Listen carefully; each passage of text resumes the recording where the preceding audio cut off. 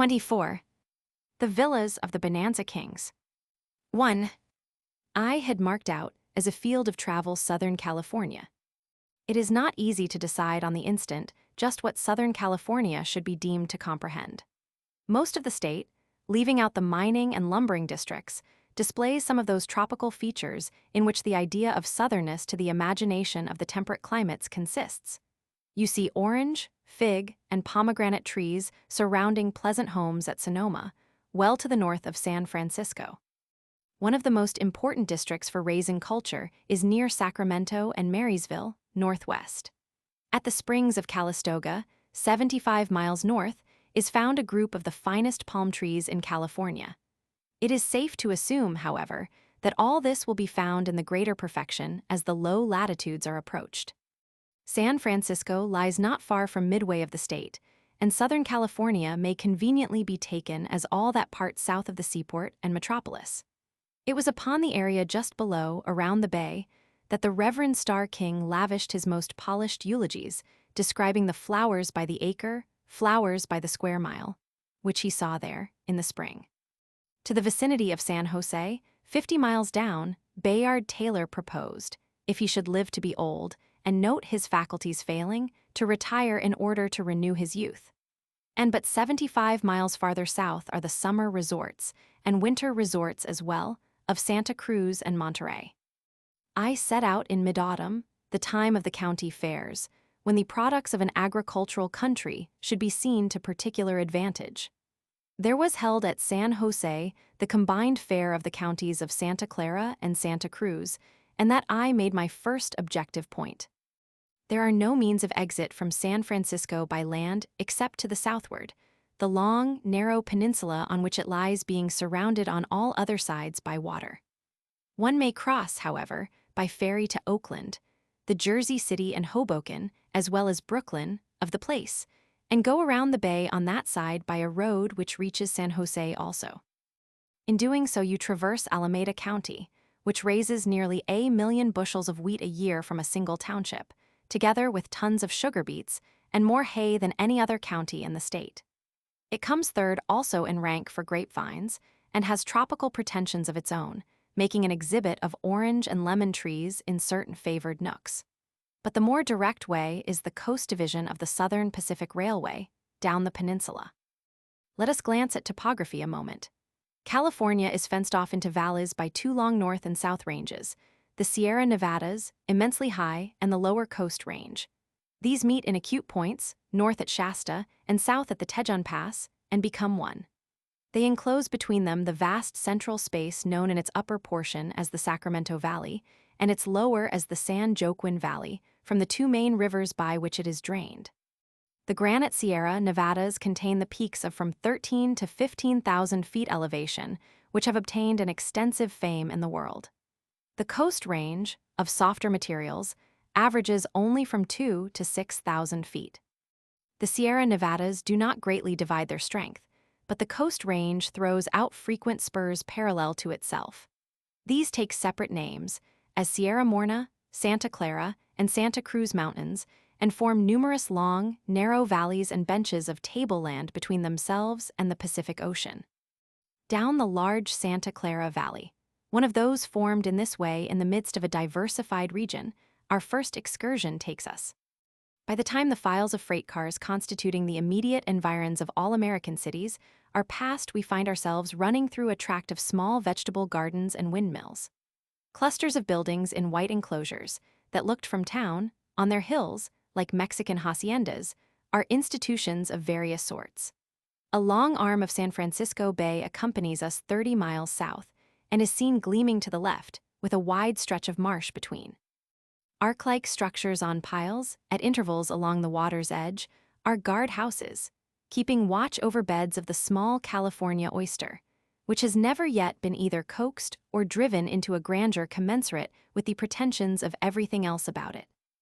The conception that has gone out about Southern California is that it is an earthly paradise. I will say at once that it is very charming, even in the dry season, but it is an earthly paradise very different from the best idea of it one has been able to get by previous investigation. I found myself there, in short, in the dry season, and most writers have spoken of it only as viewed in the season of rains and verdure.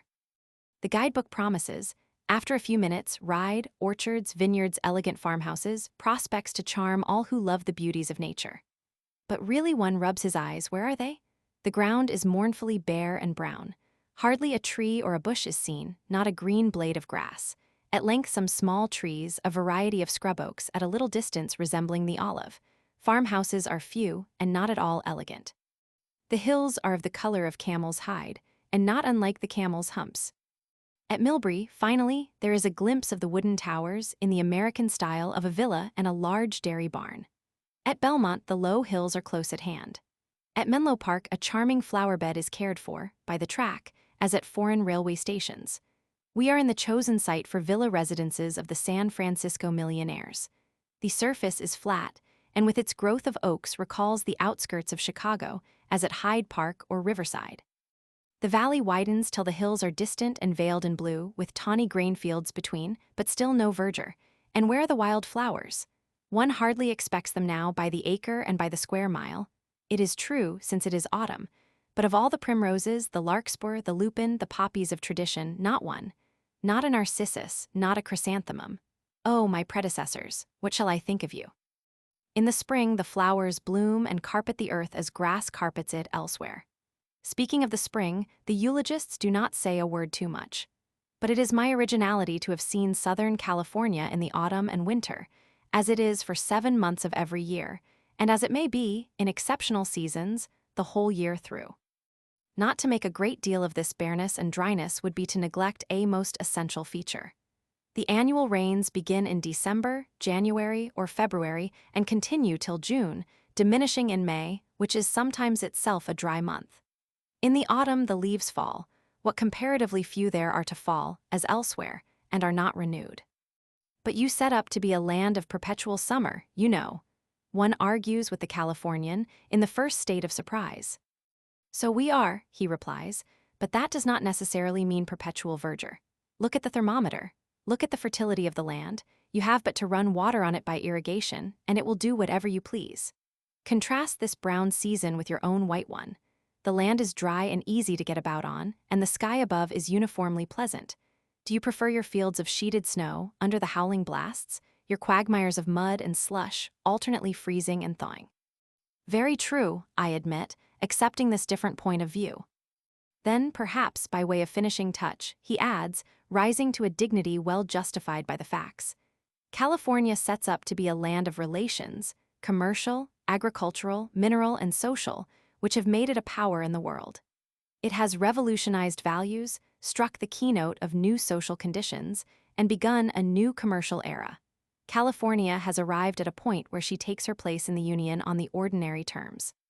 We no longer depend upon a repute for astounding beauties and eccentricities, though of these, too, there is no lack, as you will find. 2. San Jose, a city of 20,000 people, contests with Sacramento the honor of being third in importance in the state. You alight there at the small station. In the vicinity are a waiting horse car, a blacksmith shop, and rail fences painted with advertisements. These have a very American look, to begin with, for a place with a romantic Spanish name, a place to which you are recommended to come in search of the elixir of life. And so have the small picket fences an American look, and the comfortable little clapboarded wooden houses behind them, with scroll-sawed ornaments in their piazzas. With the exception of an unusual number of French and Italian names on the signboards, and some large clean tons in front of the shops of dealers in native wines, it is as downright a little Yankee town as ever was. There is much shade in the streets, and in a public green, but the trees are yet too small and low. It is a clean, prosperous city, the center of a rich agricultural district. It has excellent schools and all the other conveniences of life. A good deal of money has been spent on the principal business buildings. As in most other provincial towns throughout the state, they are much covered with bay windows, in what might be described as the San Francisco style of architecture. An iron trestlework tower was going up at the intersection of the two main streets, to rise to a height of 200 feet, to contain an electric light and illuminate the town. The white courthouse, in the classic style, though not large, is agreeably proportioned, and quite a model of its kind. The week's doings at the fairgrounds resolved themselves chiefly into trotting matches. I was told that the combined display of the two counties was poorer this year than either was in the habit of making alone. There was racing and ornamental riding, one day, by young women, and those who took premiums were girls of but 14 and 16. Another popular feature of these county fairs was firemen's tournaments, in which different companies held contests of speed, equipped with all their paraphernalia. There was but a scattering display of livestock, and little or no fruit. The 200-pound squash, the 26-pound turnip, the beet 5 feet in length and a foot through, the apples and pears commensurate with these, were not shown. I had seen them before, and did not much regret their absence. I have a lurking suspicion that there is a standard of the vegetable as of the human race, and that the Tom Thumbs and General Beteeses of the one are not more fortunate in their departure from it than those of the other. The capacity of the country to produce fruits, not simply of abnormal size, but fine quality, excepting the apple, which requires extremes of heat and cold and remains insipid, has perhaps been too well tested to need competitive exhibitions. What better county fair than the daily display of fruits and vegetables in the San Francisco market? The regular season for any and all of them is twice as long as on the Atlantic coast at corresponding latitudes. I traversed the much eulogized Alameda, an avenue of willows and poplars of 3 miles set out in 1799 by Spanish friars. These founded a mission among the Indians at Santa Clara, to which town the avenue extends. There remains at Santa Clara the chapel of the mission, with its adobe walls, 5 feet thick, and flat wooden ceiling, rudely painted. It is now a part of a flourishing collegiate institution. Across the way is a clump of ruinous old adobe cottages of the same date. But we are adjured to pay no great heed to these, since we are going presently to Monterey, which has, as it were, a grand specialty of all that kind of thing. The Alameda poplars and willows make but a moderate showing for their age, and can hardly be rated equal to New Haven elms, for instance. Behind them, along both sides of the road, are houses of a bourgeois comfort, as in the town. There are said to be residents of wealth and leisure who have been attracted here to pass the remainder of their days in peace. The coast mountains, they say, cut off the fogs and winds of the ocean, and a higher range on the other side bars out the heats of the country eastward. We endeavor to divine, in some superior refinement of taste and sentiment, the abodes of these particular ones. It is a pleasant conception, that of coming here to live for the pure physical delight in living, and highly interesting. Perhaps their daughters will stand by the gates with a certain repining mingled with their air of superior distinction, as if they, for their part, had not quite so willingly consented to abandon a world of larger opportunities. But we do not succeed. Some of these residents are simply rude mining men who have broken their constitutions in Nevada and Utah. And, after all, the desire to live a life of physical contentment does not imply taste in architecture and landscape gardening. 3. One had expected a good deal of novelty and picturesqueness from these towns, of romantic San and Santa, and Lowe's and Dell, and feels rather aggrieved not to get so much of it. Its absence is explained in part by the fact that there were rarely original settlements corresponding to the present names. These are taken rather from ranches, springs, or mines in the neighborhood. On the arrival of the Americans in California, there were but 13,000 Spanish or Mexicans, all told, while the territory was as large as New York, Pennsylvania, and the 6 New England states put together. Let us believe that the pleasing designations will act as a stimulus, and these communities will live up to their names in time, as they never could have done were they simply Smithville and Jonesville. The impressions at San Jose and in the country at large, resulting from a second visit a month later, were more agreeable. Something like the proper point of view had then been attained. The face of nature was to be parched, and the towns rather commonplace, but the continued cloudlessness of the sky and quality of the air were more, and the peculiar form of pleasure was settled where it belonged. The district of villa residences of the millionaires, when penetrated, gained much in attractiveness. There are white oaks and chestnut oaks, as well as scrub oaks, in groups of a park-like appearance, and live oaks with long gray Spanish moss depending from them. If there are no wild flowers, there are plenty of the cultivated sort, with lawns kept green by fountains and hose. Where there is water, the winter or brown season need never extend. As a rule, Long stretches of white picket fence surround the places, and the houses themselves are white. The Bonanza Kings have been invested with a greater air of magnificence than really belongs to them. Their places cost them immense sums, it is true, but a reduction should be made to Eastern standards.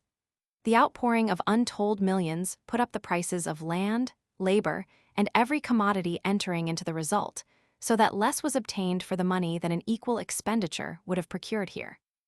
The Menlo Park district is inferior to Llewellyn Park, Inglewood, Irvington, and others in the neighborhood of New York. The builders have struck out a kind of style of their own, perhaps in too great haste to wait for imported ideas. The houses are chiefly of wood. Flood, of Flood and O'Brien, and Consolidated Virginia, when the great bonanza was struck, had just completed one of great size on an estate of 500 acres at Menlo Park. There was a terrace with a fine bronze fountain. The main steps were of polished marble with bronze sphinxes, and bronze dragons studded the ornate stables, the whole glaring, white, and overgorgeous, like listening to the noise of a brass band. There are some gentler, more home-like places, and recalling the tone of rural life at the East. Such a one is that of ex-Governor Leland Stanford, at Palo Alto. Here is a breeding farm for horses, one of the most complete of the kind in the world. Of 1,700 acres, 100 are occupied by stables, barns, and small paddocks, which, at the foot of a gentle rise of ground, make a small city by themselves. It is inhabited by a population of nearly 500 animals, who return hither from business, as it were, in the pastures and racetracks, and have 200 persons employed in their domestic service. The spacious stables are uniformly floored and sealed up with redwood, strewn with the freshest straw, and kept as neat as the most unexceptionable drawing-room. Scions of the stock, representing the best thoroughbred and trotting strains in the country, are an important influence in improving the breed of horses throughout the Pacific Slope. It was here that the curious experiments were conducted, at the expense of Governor Stanford, for arriving at a better understanding of the speed of horses by photographing them in motion. The photographer, Muybridge, of San Francisco, succeeded, by an ingenious arrangement of electrical wires, communicating with cameras, in securing 12 distinct views of a single stride. The attitudes are of the most unexpected sort, and some of them even comic. From the time of foaling, the colts are gently handled, and made as familiar with the touch of harness as with that of human hands. As a consequence, they are tame, gentle, and even affectionate, and never need formal breaking. The effect of the system of training has been apparent in some notable records of speed.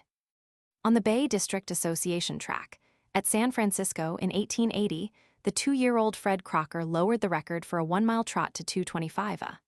Last year, Bonita, a 2-year-old filly, cut it down to 2:24 a. At the same trotting exhibition, Wildflower, another 2-year-old, made the mile in 2:21, and Hinder Rose, a yearling filly, added to the fame of the farm by cutting down the yearling record to 2:36. The interiors of these fine villas are, as a rule, better than the exteriors.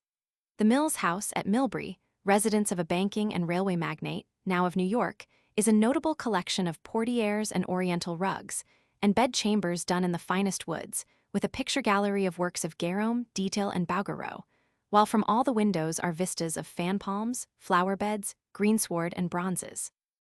Ralston's old house, at Belmont, now the property of Senator Sharon, is of those of the greatest interest, through interest in the remarkable man who built it. Starting from humble origin, he rose to be a great capitalist and the promoter of brilliant schemes of improvement, both public and private. He conducted to success 100 projects which in other hands would have been folly, and arrived thus at such an unbounded confidence in his star that he thought he could not fail. He was entangled at last, however, in schemes beyond his control. Strong and athletic, and in the prime of life, he went down to Harry Meigs's wharf, in San Francisco, almost the very point from which his great prototype sailed away to Peru and swam out half a mile into the bay. It was for refreshment in his troubles, as some say, but as the general opinion is, with the purpose of suicide. At any rate, he was never seen alive again.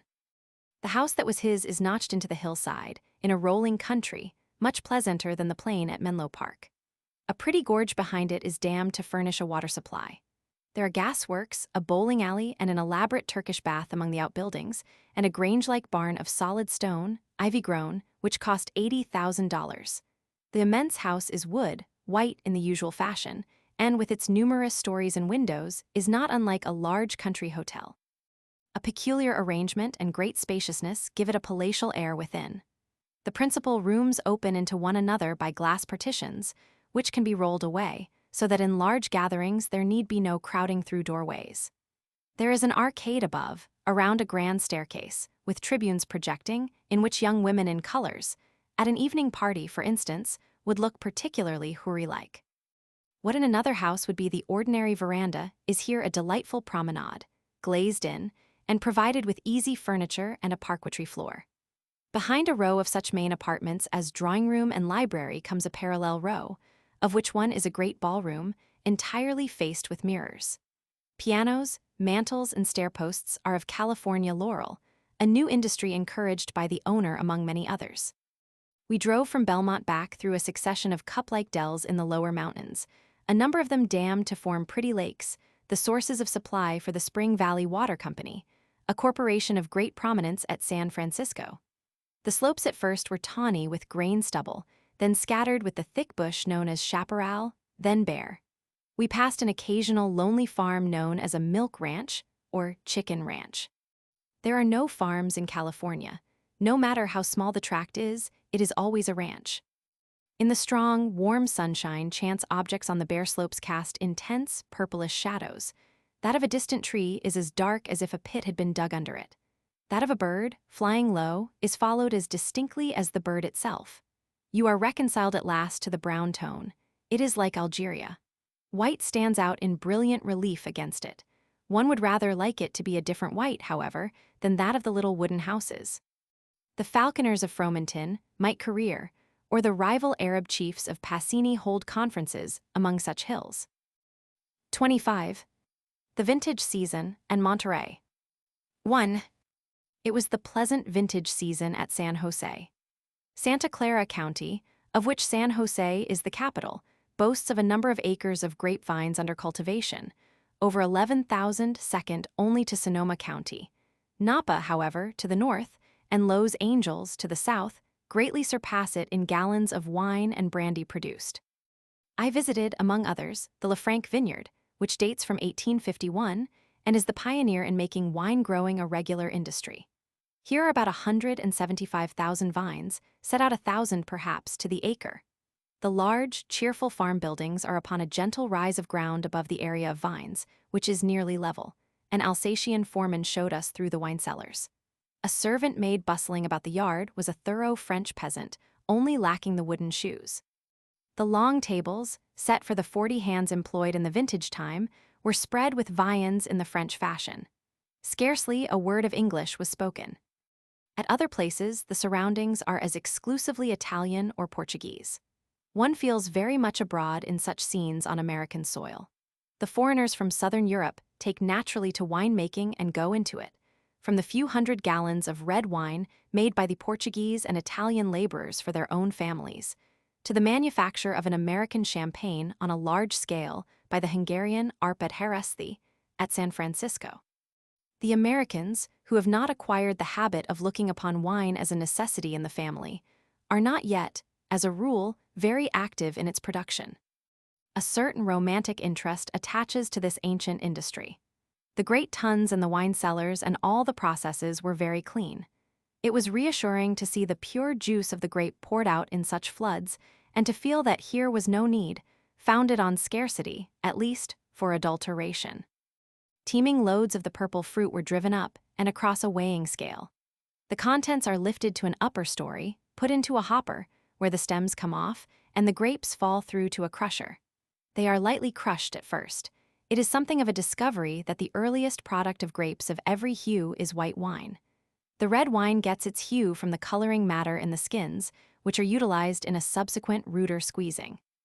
I shall not enter upon all the various processes, the racking off, clarifying, and the like, though, so much in the company of those who spoke with authority and were continually holding up little glasses to the light with a gusto, like figures in popular chromos, I consider myself to yield in knowledge of such abstruse matters to none.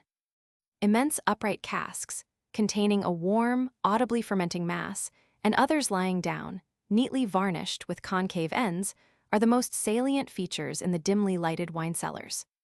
They are not cellars, properly so called either, since they are wholly above ground. The casks rest on wooden sills upheld by short brick posts. In the cellars of General Nagley, a successful maker of brandy on a large scale, the cobwebs have been allowed to increase and hang like tattered banners. Through these the light penetrates dimly from above, or with a white glare from a latticed window, upon which the patterns of vine leaves without are defined. The buildings are brown, gray, and vine-clad, with quaint, Dutch pavilion-looking roofs and dovecotes attached. A lofty water tank with a windmill, a feature of every California rural homestead, here is more tower-like than usual. Roundabout extend long avenues of eucalyptus, pine, tamarind with its black, dry pods, the pepper tree with its scarlet berries, large clumps of the nopal cactus, and an occasional maguey or century plant. All is glowing now with the tints of autumn. Poplar and cottonwood are yellow. The peach and almond, the Lawton blackberry, and the vineyards themselves, touched by frost, supply the scarlet and crimson. The country seems bathed in a fixed sunshine or in hues of its own wines. The vines, themselves short and stout, and needing no support, yield each an incredible number of purple clusters, all growing from the top. They quaintly suggest the uncouth little men of Hendrik Hudson who stagger up the mountain, in Rip Van Winkle, with kegs of spirits on their shoulders. No especial attention is given to the frosts now, but those of the early spring are the object of many precautions. The most effectual is to kindle smudge fires about the vineyard toward 4 o'clock in the morning, the smoke of which envelops it and keeps it in a warmer atmosphere of its own till the sun be well risen. 3 to 4 tons of grapes to the acre are counted upon, while farther south, where irrigation is used, they expect from 8 to 12. But it is claimed, in the standing controversy on the subject, that the irrigated grapes are watery, while those of lesser yield excel them in quality. The best results, we were told, are got from such vines as the Matero, Carignan, and Grenache, imported cuttings from the French slope of the Pyrenees. There were at Lafranc's not less than 60 varieties, under probation, many of which will, no doubt, give an excellent account of themselves. They are assembled from Greece, Italy, Palestine, and the Canary Islands, so that we have all the chances of the development of something suited to our peculiar conditions. 2. I left San Jose to drive along the dry, shallow bed of the Guadalupe River to the Guadalupe Quicksilver Mine, a more remote and less visited companion of well-known New Almaden. The mine is in a lovely little vale, with a settlement of Mexican and Chinese boarding houses clustered around it. Some bold ledges of rock jut out above, and a superintendent's house, surrounded by flowers, hangs upon the hillside. A weird-looking flume conveys the sulfurous acid from the calcining furnaces to a hilltop, upon which every trace of vegetation has been blasted by its poisonous exhalations. Then I made a little tour by rail southward through the immense Murphy and Miller and Lux ranches, comprising a grain country as flat as a floor. We turned west through the fertile little Pajero Valley, the emporium of which for produce and fine redwood lumber, cut in great quantities on the adjoining Santa Cruz Mountains, is the thriving town of Watsonville. We ran along a rugged coast, past wooded gorges and white seaside cottages, at Aptos and Sockwell, to the much-frequented resort of Santa Cruz. Santa Cruz has bold variations of level, the usual commonplace buildings, a noble drive along cliffs eaten into 100 fantastic shapes by the waves, and shops for the sale of shells, and its summer boarders, who become, with change of seasons, winter boarders in turn. Thence, finally, to the long-anticipated Monterey. Here at last was something to commend from the point of view of the picturesque without reservation. Monterey has a population which still, in considerable part, speaks Spanish only. It retains the impress of the Spanish domination, and little else. When you are told in your own country that somebody does not speak English, you naturally infer that it is brokenly or only a little. But at Monterey, it means absolutely not a word. There are Spanish signs on the shops, and even Spanish advertisements, as, for instance, the Wheeler and Wilson Maquinas a Coser on the fences. My Mexican experience was a liberal education for Monterey, and I made the most of it. I was taken to call upon an ancient senorita in whose history there was some romance. Las Rosas son my secas. The roses are very dry, she said apologetically, as we entered her little garden, laid out in regular parallelograms, behind an adobe wall topped with red tiles. Large yellow and red roses were blowing to pieces in the wind before her long, low adobe house. She was one of those who spoke no English. It seems as if there were some willful perversity in it, after having been since 1846 a part of the most bustling state of the most active country in the world. It seems as if it must be some lingering hatred of the American. But the senorita is far too gentle for that. There is, perhaps, no reason beyond a general mental inertness, by virtue of which the Mexican survivors have suffered all their other interests, as well as this to go by the board.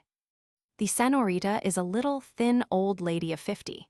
Her romance was with an American officer, it is said, 30 years ago, and she has never since married, but has withered, like her roses, at Monterey.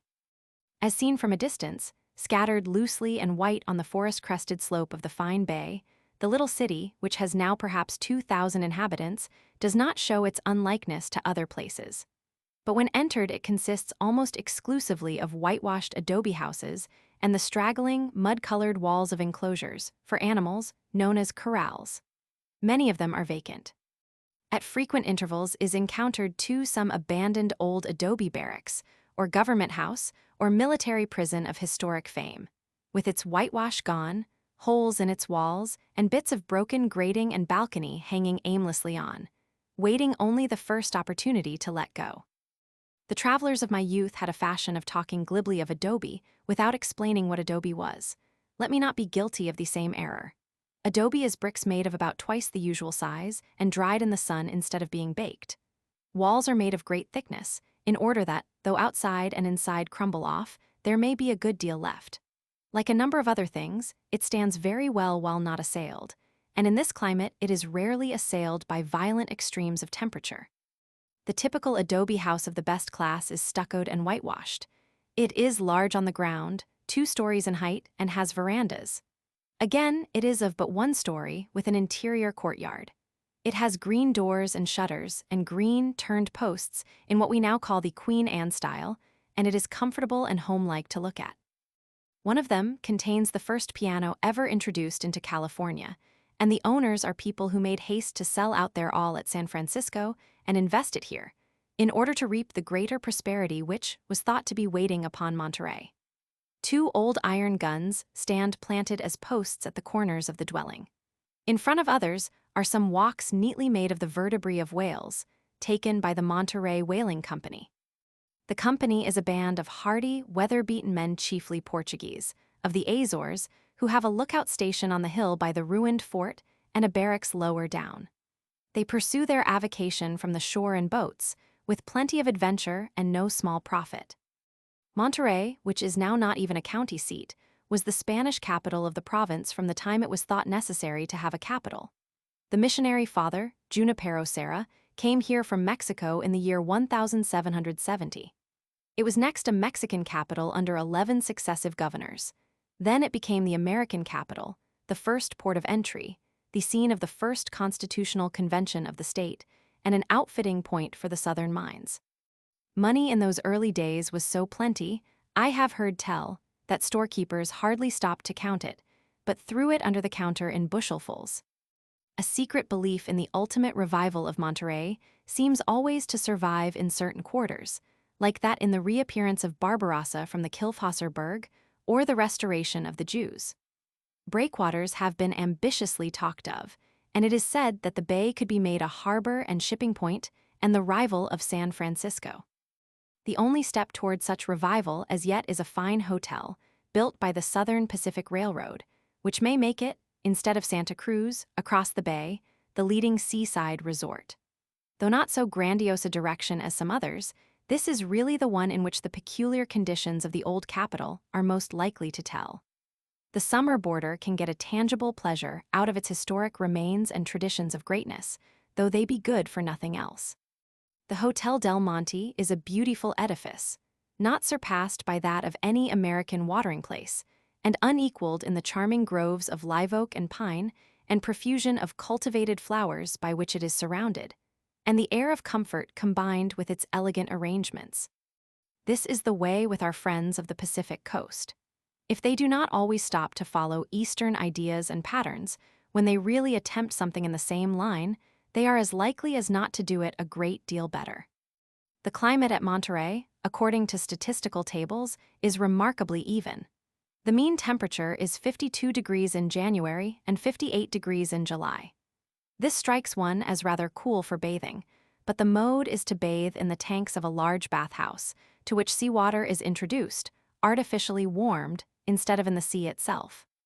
In other respects, the place seems nearly as desirable at one time of the year as another. The quaint town is always there, and the wild rocks with their gossiping gulls and pelicans, and the drives through the extensive forests. There are varieties of pine and cypress, the latter like the Italian stone pine, peculiar to Monterey. The more venerable trees, hoary with age and hanging moss, are contorted into all the fantastic shapes of Doré's Inferno. They grow by preference on the most savage points of rock, and the wild breakers toss handfuls of spray up to them high in the air, in amity and greeting. Along the beach on this faraway point of the Pacific Ocean, we find a Chinese fishing settlement. Veritable celestials, without a word of English among them, have pasted the usual crimson papers of hieroglyphics on shanty residences. They burn tapers before their gods on the quay and fish for a living in just such junks and small boats as may be seen at Hong Kong and Canton. They prepare Avalonia meat and Avalonia shells for their home market. One had rather thought of the Chinese element as confined to San Francisco alone, but it is a feature of quaint interest throughout all of Southern California. At Monterey is found an old mission of the delightfully ruinous sort. It is in the Little Carmel Valley, which is bare and brown again after the green woods are passed, 4 miles from the town. The mission fathers once had here 90,000 cattle and other things to correspond. There are now only some vestiges, resembling earthworks of their extensive adobe walls, and on a rise overlooking the sea, the yellowish, low Rococo church of San Carlos.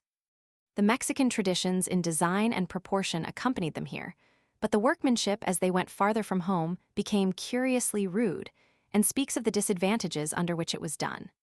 A dome of concrete on the bell tower is unequally bulged. A star window in the front has very irregular points. The interior does not yield, as a picture of sentimental ruin, to Muckross Abbey or any broken temple of the Roman Campagna. The roof, open now to the sky, with grasses and wild mustard growing from its crevices, was of stone arches, supplemented with timberwork tied with rawhides. The whole body of the church, pilasters, capitals, frieze, and all, is set on a curve springing from the floor, a peculiarity I have never seen elsewhere. There are grasses growing within, sculptured stones tumbled down, vestiges of a tile pavement tombs, bits of fresco, and over all the autograph scribblings of a myriad of A. B. Smiths and J. B. Joneses, visitors here in their time like ourselves. Once a year, on St. Charles's Day, in early November, a memorial service is held, attended by all the shabby Spanish Indian life remaining in the country roundabout. The place is unique. It seems even more lonely than ruins of the same kind in the mother country, through standing amid surroundings of such a different class. Nothing is more conducive to pensiveness of a pleasant kind than, lying within this ruined enclosure, to watch the waving in the wind of the long grasses on its walls and listen to the plash of the sea on the shore, but a few steps distant. 26. A wondrous valley and a desert that blossoms like the rose. 1. The Yosemite, currently spoken of as the Valley, is comprised in the belt formed by drawing lines across the state from San Francisco and Monterey respectively.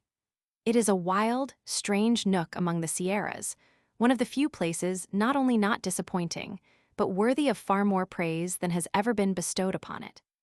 It is like one of those mysterious regions on the outskirts of the fairyland of the storybooks, a standing resource of adventure to all the characters who enter it, and it is proper enough that our earthly paradise of Southern California should have such a region of enchantment also adjoining it. I reached it by stage ride of 60 miles, from the Southern Pacific Railroad at Madera to Clark's Station, and thence by stage and horseback of 25 miles to the valley. The autumn days were lovely there. The foliage, turned by a local climate quite as severe as that of New England, glowed with a vivid richness. The Merced River, a gentle stream, pursuing a devious way in the bottom, which is as level as a floor, reflected the color from many a mirror-like pool and sudden bend. Walls of rock rise on either hand to an elevation of 3/4 of a mile, varying from 1/2 to 1/8 of a mile in width. It is rather a chasm than a valley. At night, the radiance of a full yellow moon invested all its wonders with an added enchantment. The cliffs are exactly what we think cliffs ought to be, but what they seldom are. They are of the hardest granite, pleasantly gray in color, and terminate in castle and dome-like forms. The precipices are sheer and unbroken to the base, with almost none of those slopes of debris that detract from precipices in general. It is a little valley suitable, without a hair's breadth alteration, to the purposes of any giant, enchanter, or yellow dwarf of them all. It is such scenery as Doré has imagined for the idols of the king. One half feels himself a Sir Lancelot or Sir Gawain, riding along this lovely and majestic mountain trail. And as if he should wear chain armor, a winged helmet, and a sword upon which he had sworn to do deeds of redoubtable valor. It was the coast valleys and some coast towns that we took on our first journey. This time, we have come down the main line of the Southern Pacific Railway through the central plain of the state. The railway is traced along the Great Central Valley, known as the San Joaquin, on a line nearly midway between the Sierra Nevadas and the Coast Range. The road is still comparatively new, and the settlements have attained no great dimensions. It did not as a rule touch at the older towns existing, but pursued a direct course through a country where all had to be opened up. As some of the places passed by were of considerable size, no little dissatisfaction ensued, and the mutterings are still heard. Frequent mention of this grievance is heard by the traveler through Southern California. Some of the neglected places even maintain that they would have been better without any railroad at all. References are thrown out to former glories of a dazzling sort which it is sometimes difficult to credit, though a railroad naturally effects great innovations in trade. To the ordinary observer, it would appear that the introduction of a splendidly equipped railway, even if it distribute its blessings a little unequally at first, and its tariff be high, must be a great and permanent advantage to everything remote as well as near. For the first time, an adequate means has been afforded for the transport of immigrants and supplies through the whole length of the state. The Southern Pacific Railway has completed connections which give it a transcontinental route from San Francisco, across Arizona, New Mexico, and Texas to New Orleans. Immigrants are to be brought in by steamer from Liverpool to New Orleans, and thence by rail at a rate not to exceed that to the Central West. The fares to California heretofore have been almost prohibitive, which is one of the reasons why so rich a country contains as yet less than 1 million of people. The languid movement hither of the valuable class of immigration which pours into the West, though ascribed by some alarmists to the presence of the Chinese, is due to the cost of travel and the lack of cheap lands for settlement. The Chinese are certainly not rivals in the matter of land, since they acquire little or none of it. The new opportunities open to transportation, the depression of the mining interest, and rapid increase of the Chinese have awakened of late an exceptional interest in white immigration. A committee of some of the most prominent persons in the state has opened an inquiry into the most effectual means of promoting it. It will no doubt set forth more clearly than has ever been done before an account of such territory as is open to settlers, whether offered by the government, the railroads, or the great ranches, its advantages and the methods of reaching it. It seems a little singular at first that lack of suitable lands can be adduced as a reason for lack of population in so vast a region, with the climate and other natural advantages of which so much has been said. It can only be understood by taking into account the unusual atmospheric dryness and the important part played by water, which has to be brought upon the soil by costly contrivances. The locations where there is sufficient natural moisture for the maturing of crops are of small extent. They were among the first taken up. In much of the central and southern portions of the state, the annual rainfall is almost infinitesimal in quantity. At Bakersville, the capital of Kern County, whither our journey presently leads us, it is no more than from 2 to 4 inches. Light crops of grain and pasturage for stock may occasionally be got even under these conditions, but the only certain reliance is irrigation. The springs and small streams were early appreciated at their value and seized upon by persons who controlled with them great tracts of surrounding country, valueless except as watered from these sources. These tributary tracts are used chiefly as cattle and sheep ranges. A person owning 5,000 acres will often have for his stock the free run of 20,000 more.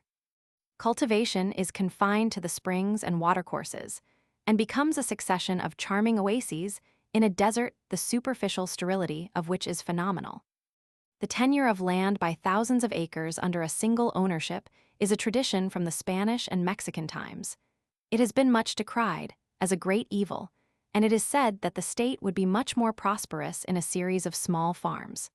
This is probably true, and the system as it exists may be ascribed in part to the greed of individuals, but it arises principally out of the natural features of the country.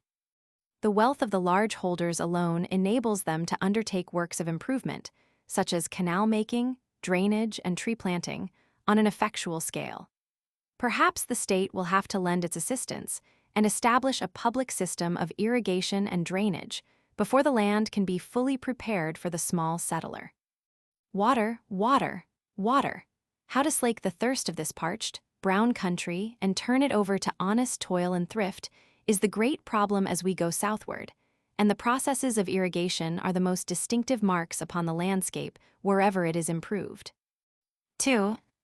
It is in early November that we begin to traverse the long San Joaquin Valley from Lathrop Junction, just below Stockton, southward. The side tracks of the railroad are crowded with platform cars laden with wheat for the seaboard. The elevator system is not yet in use, and the grain is contained in sacks for convenient handling. Hereabouts are some of the most famous wheat ranches. A man will plow but a single furrow a day on his farm, but this may be 20 miles long. There is sufficient rainfall for the cereals, but not for the more exacting crops. The land gives but few bushels to the acre under the easy system of farming, but it must be remembered that there are a great many acres. The stubble of the grain fields is whitened with wildfowl. At a way station, a small rustic in an immense pair of boots goes over to a pool and blazes away with a shotgun. Presently he returns, dragging by the necks an immense pair of wild geese, almost beyond his strength to pull. The tawny color of the fields, and the great formal stacks of straw piled up in them, recall some aspects of the central tableland of Mexico. Many or spacious buildings are not necessary in the mild, dry climate of California. The prosperous ranches have, in consequence, a somewhat thin, unfurnished appearance compared with eastern farms. The most prominent object at each station is a long, low warehouse of the company for the accommodation of grain. Like the station buildings, generally it is painted Indian red in metallic paint. The station of Merced is one of the two principal points of departure for the Yosemite Valley, Madera the other. At Merced, an immense wooden hotel for travelers bound to the valley overshadows the rest of the town. It rises beside the track, and the town is scattered back on the plain. At Madera appears the end of a V-shaped wooden aqueduct, or flume, for rafting down lumber from the mountains 50 miles away to a planing mill. Some of the hands also occasionally come down the flume in temporary boats. As the speed is prodigious, these voyages abound in excitement and peril. The structure, supported on trestles, according to the formation of the ground, stretches away in interminable perspective to the mountains, which are rose-pink and purple at sunset. The scene is suggestive of the Roman Campagna, with this slight, essentially American work as a parody of the broken aqueducts and temples of the classic ancients. The lumber flume, however, is a bold and costly enterprise, though we be prone to smile at it. By degrees we draw away from the wheat ranches, more and more on the uncultivated plain. The town of Fresno, 200 miles below San Francisco, and about midway between two important streams, the San Joaquin and Kings Rivers, is in the midst of a particularly desolate tract, known, up to a very recent period, as the San Joaquin Desert. One should alight here. There is no better place for examining the marvelous capabilities of a soil which appears at first sight inhospitable to the last degree. Fresno is in the hands of enterprising persons, who push and advertise it very actively. We heard at San Francisco of the Fresno Colony, the Central Colony, American Colony, Scandinavian Colony, Temperance Colony, Washington Colony, and others of similar names clustered around Fresno. It is advertised as one of those genial places, alluring to the imagination of most of us, where one can sit down under his own vine and fig tree, secure from the vicissitudes of climate, and find a profitable occupation open to him in the cultivation of the soil, and all at a moderate cost. The aspect of things on alighting is very different from what had been expected, but all the substantial advantages claimed seemed realized, and the process of founding a home may be witnessed in all its stages. The town has a population of 2,000, most of which it has gained in the past 5 years. It is set down on the east side of the railroad highway, with a thin scattering of foliage slightly veiling the formality of its lines. It consists of a few streets of 2-story wooden and brick buildings. The streets cross one another at right angles and have planked sidewalks. A slight eminence above the general level is the site of the county courthouse, which somewhat resembles an Italian villa in design and has Italian cypresses in front. The courthouses of half a dozen counties down the line, from Modesto, the capital of Stanislaus, to Bakersfield, capital of Kern, are identical in pattern, so that it is both typical of its kind and evidence of an economical spirit. A sharp distinctness of outline is characteristic of these cities of the plain. Separated from the main part of Fresno by the railroad, as by a wide boulevard, is a row of low wooden houses and shops, as clearly cut out against the desert as bathing houses on a beach. This is the Chinese Quarter. It tells at a glance the story of the peculiar people who tenant it, the social ostracism on the one hand, and their own indomitable clannishness on the other. There is now hardly any hamlet so insignificant, even in the wastes of Arizona, that the Chinese have not penetrated it, in search of labor and opportunities. Every settlement of the Pacific Slope has its Chinese quarter, as medieval towns had their ghetto for the Jews. It is not always without the place, as at Fresno, but wherever it be, it constitutes a close corporation and a separate unit. In dress, language, and habits of life it adheres to Oriental tradition, with all the persistence the new conditions will admit. The Celestials do not introduce their own architecture, and they build little but shanties.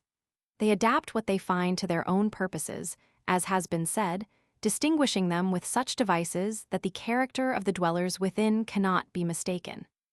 A great incongruity is felt between the little Yankee wooden dwellings and the tasseled lanterns, gilded signs, and hieroglyphics upon red and yellow papers with which they are profusely overspread. Here Ah Kun and Sam Sing keep laundries like the Chinese laundry the world over. Yuan Hua advertises himself as a contractor for laborers. Hop Ling, Sing Chong, and a dozen others have miscellaneous stores. In their windows are junk-shaped slippers, opium pipes, bottles of sake, rice brandy, dried fish, goose livers, gold and silver jewelry, and packets of face powder and hair ornaments for the women. The pig-tailed merchants themselves sit within, on odd-looking chests and budgets, and gossip in animated cackle with customers or figure up their profits gravely in brown paper books with a brush for a pen. Women, much more numerous in proportion to the men than is commonly supposed, occasionally waddle by. Their black hair is very smoothly greased and kept in place by long silver pins. They wear wide jackets and pantaloons of a cheap black paper cambric, which increase the natural awkwardness of their short and ungainly figures. Upstairs, in unpainted, cobwebby second stories, are the joss houses. Here hideous but decorative idols grin as serenely as if in the center of their native Tartary, and as if there were no spires of little Baptist and Methodist meeting houses rising indignantly across the way. Pastils burn before the idols, and crimson banners are draped about, and there are usually a few pieces of antique bronze upon which the eye of the connoisseur rests enviously. Other interiors are cabarets, which recall those of the French working classes. A boisterous animation reigns within. The air is thick with tobacco smoke of the peculiar Chinese odor. Games of dominoes are played with magpie-like chatter by excited groups around long, wooden tables. Most of those present wear the customary blue cotton blouse and queer little black soft hat, and all have queues, which either dangle behind or are coiled up like the hair of women. Some, however, teamsters, perhaps here only temporarily, are dressed in the slop clothing and cowhide boots of ordinary white laborers. The Chinamen are servants in the camps, the ranches, and the houses of the better class, track layers and section hands on the railroad, and laborers in the factories and fields. What Southern California, or California generally, could do without them it is difficult to see. They seem, for the most part, capable, industrious, honest, and neat. One divests himself rapidly of the prejudice against them with which he may have started. Let us hope that laborers of the better class, by whom they are to be succeeded, may at least have as many praiseworthy traits. The town of Fresno is as yet chiefly a supply and market point for the numerous colonies by which it is environed. These colonies straggle out in various directions, beginning within a mile or two of the town. The intervening land still lies in its natural condition for settlement. It is difficult to convey an idea of its seemingly hopeless barrenness. Instead of complaining of dry grass, here one would be grateful for a blade of grass of any kind. The surface is as arid as that of a graveled schoolyard. It is even worse, for it is undermined with holes of gophers, owls, jackrabbits, and squirrels. To ride at any speed is certain to bring one to grief through the entangling of his horse's legs in these pitfalls. As the traveler passes, there is a scampering on all sides. The gray squirrels speed for their holes with flying leaps, the jackrabbits with kangaroo-like bounds. They run toward us, if they chance to have been absent from home in an opposite direction. Not one considers himself safe from our clearly malicious designs, till he has dived headlong into his own proper tenement. Here and there are tracks white with alkali. Flakes of this substance, at once bitter and salt to the taste, can be taken up in an almost pure condition. Elsewhere we pass through tracks of wild sunflower, a tall weed, charming in flower, but now thoroughly desiccated, and rattling together like dry bones. This description applies, for the greater part of the year, not only to Fresno, but in an almost equal degree to Bakersfield, Los Angeles, and nearly the whole of Southern California. Without it, the wonders which have been produced by human agency could not be understood. The face of nature in all this district was a blank sheet of paper. The cultivator had absolutely everything to do. He discovered on trial that he had a soil of remarkable capacity, and, with the aid of water and the genial climate, he could draw from it whatever he pleased. Water is the salvation of the waste places and makes the desert blossom like the rose. One's respect for this pleasant element is, if possible, increased upon seeing what it is here capable of. It seems that, if used with sufficient art, it might almost draw a crop from cast iron. The vegetation of Southern California is thoroughly artificial. It consists of a series of scattered plantations created by the use of water. In these the traveler finds his flowers, palms, vineyards, and orange groves, and burying himself among them like the ostrich with its head in the sand, he may refuse briefly to recognize that there is anything else. But as a matter of fact, only a small beginning has been made. What has been done, however, is an earnest of what can be done. It is found that, as irrigation is practiced, the land stores up part of the water, and less is needed each year. In wells, too, the water is found nearer the surface, proving that the soil acts as a natural reservoir. As time goes on, and canals and vegetation increase, no doubt important climatic changes may be looked for. In the end, Southern California may be as different from what it is at present as can be imagined. The several Fresno colonies for the most part join one another and form a continuous belt of cultivation. On entering their confines, the change is most agreeable. Close alongside the desert, the home of the gopher and jackrabbit, only separated from it by a narrow ditch of running water, are lovely vineyards, orchards of choice fruits, ornamental flowers and shrubs, avenues of shade trees, fields of corn, and green pastures of the alfalfa, a tall and strong clover, which gives half a dozen crops a year. Embowered among these are the homes of happy families, larger establishments for the drying of fruits and converting the munificent crops of grapes into wine. Many of the homes are as yet but modest wooden cottages.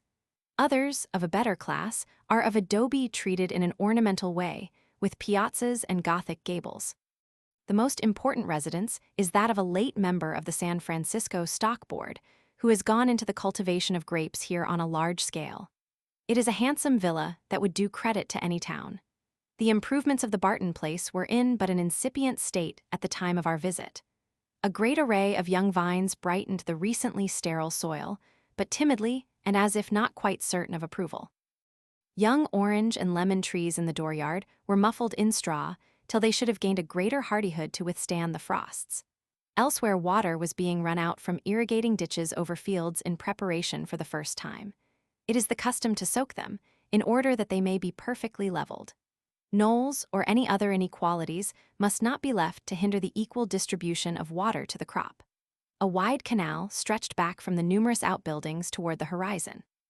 On the verge of the wide plain showed the blue Sierras, veiled by a slight chronic dustiness of the atmosphere. In the more established portions of the colonies, some charming bits of landscape are found. The Chinese farmhand wears a blue blouse and a wide basket hat which he calls mo. He pronounces this hat heap good if complimented upon it. He prunes the vines or collects the generous clusters of grapes, or else he digs a vegetable garden by the side of a canal, in which himself, his vegetables, his cabin, a row of poplar trees, and the blue sky overhead are all reflected together. Poplars, willows, and cottonwoods are planted along the canals to strengthen their banks. At Eisen's wine-making place, for a considerable distance, oleanders in flower are seen spaced between the trees. The water runs clear and swift. At Eisen's, it turns a mill. No doubt devices for bathing in it might also be contrived if desired. The long, symmetrical lines of trees have a foreign, or at least un-American, air. It is not difficult to recall to mind the mulberries and elms that bend over the irrigating canals of northern Italy and drop their yellow leaves upon them in autumn like these. It might be Lombardy again, and the glimpses of distant blue the Alps instead of the Sierras. The locks and gates for the water are of an ephemeral structure as yet, made of planking instead of substantial brick and stone. The smaller ditches are often stopped with mere bits of board let down into grooves instead of gates with handles. It is urged, however, that handles offer inducement to idlers to lift them up out of pure mischief and waste the water. The colonies are not quite colonies in the usual sense. That is to say, they were not founded by persons who combined together and came at one and the same time. The lands they occupy were distributed into parcels by an original owner, and, after being provided with water facilities by an irrigation company, put upon the market at the disposal of whoever would buy. No doubt, a certain general consistency rules them in keeping with the names respectively set up, but it is not rigorous. Probably nothing need prevent a Native American from joining the Scandinavian colony, or a Scandinavian the American colony, should he desire to do so. As to the temperance colony, it must be sorely tried in a locality the most liberal and profitable yield of which is the wine grape. It seems hardly a propitious place to have chosen. Scoffers say that in some instances, while settlers will not make wine themselves, they will sell their grapes to the wine-making establishments. This I merely note as important, if true. The standard 20-acre lot, as prepared for market at Fresno, has its main irrigating ditch, of perhaps 4 feet in width, connecting with the general irrigating system. For $12.50 a year, it receives a water right entitling it to the use of whatever water it may need. The buyer must make his own minor ditches and prepare his ground from this point. He usually aims to establish in his fields a number of slightly differing levels that the water may be led to one after the other. For ground in the preliminary condition described, about $50 per acre is demanded. Most of the earlier settlers bought for less, and the price named strikes one as high, considering the newness of the country and the excellent farming land to be had in the older parts of the country for less. Prices are less here, however, than at Los Angeles, Riverside, or San Diego, farther south. It is argued in answer to objectors that though land be not nominally, it is really cheap, in consideration of its extraordinary productiveness. It is held that an investment here gives better returns than anywhere, and at the same time that the climate and other conditions promise a more pleasurable existence than could be enjoyed elsewhere. This Fresno land, for instance, yields 4 and 5 crops of alfalfa a year. Vineyards planted but 2.5 years are shown, which produce 5 tons of grapes to the acre. 5 years is the period required for the vines to come into full bearing. It is estimated that an acre of vines in that condition will have cost $125, allowing $50 as the price of the ground, and it is then counted upon for an annual yield of 10 tons of grapes, at $20 a ton. The rate of growth in vegetation is one of the things to note. Fruit trees are said to advance as far in 3 years as in 7 on the eastern seaboard. The personal stories of the colonists are often interesting. They have generally had some previous hard experience of the world.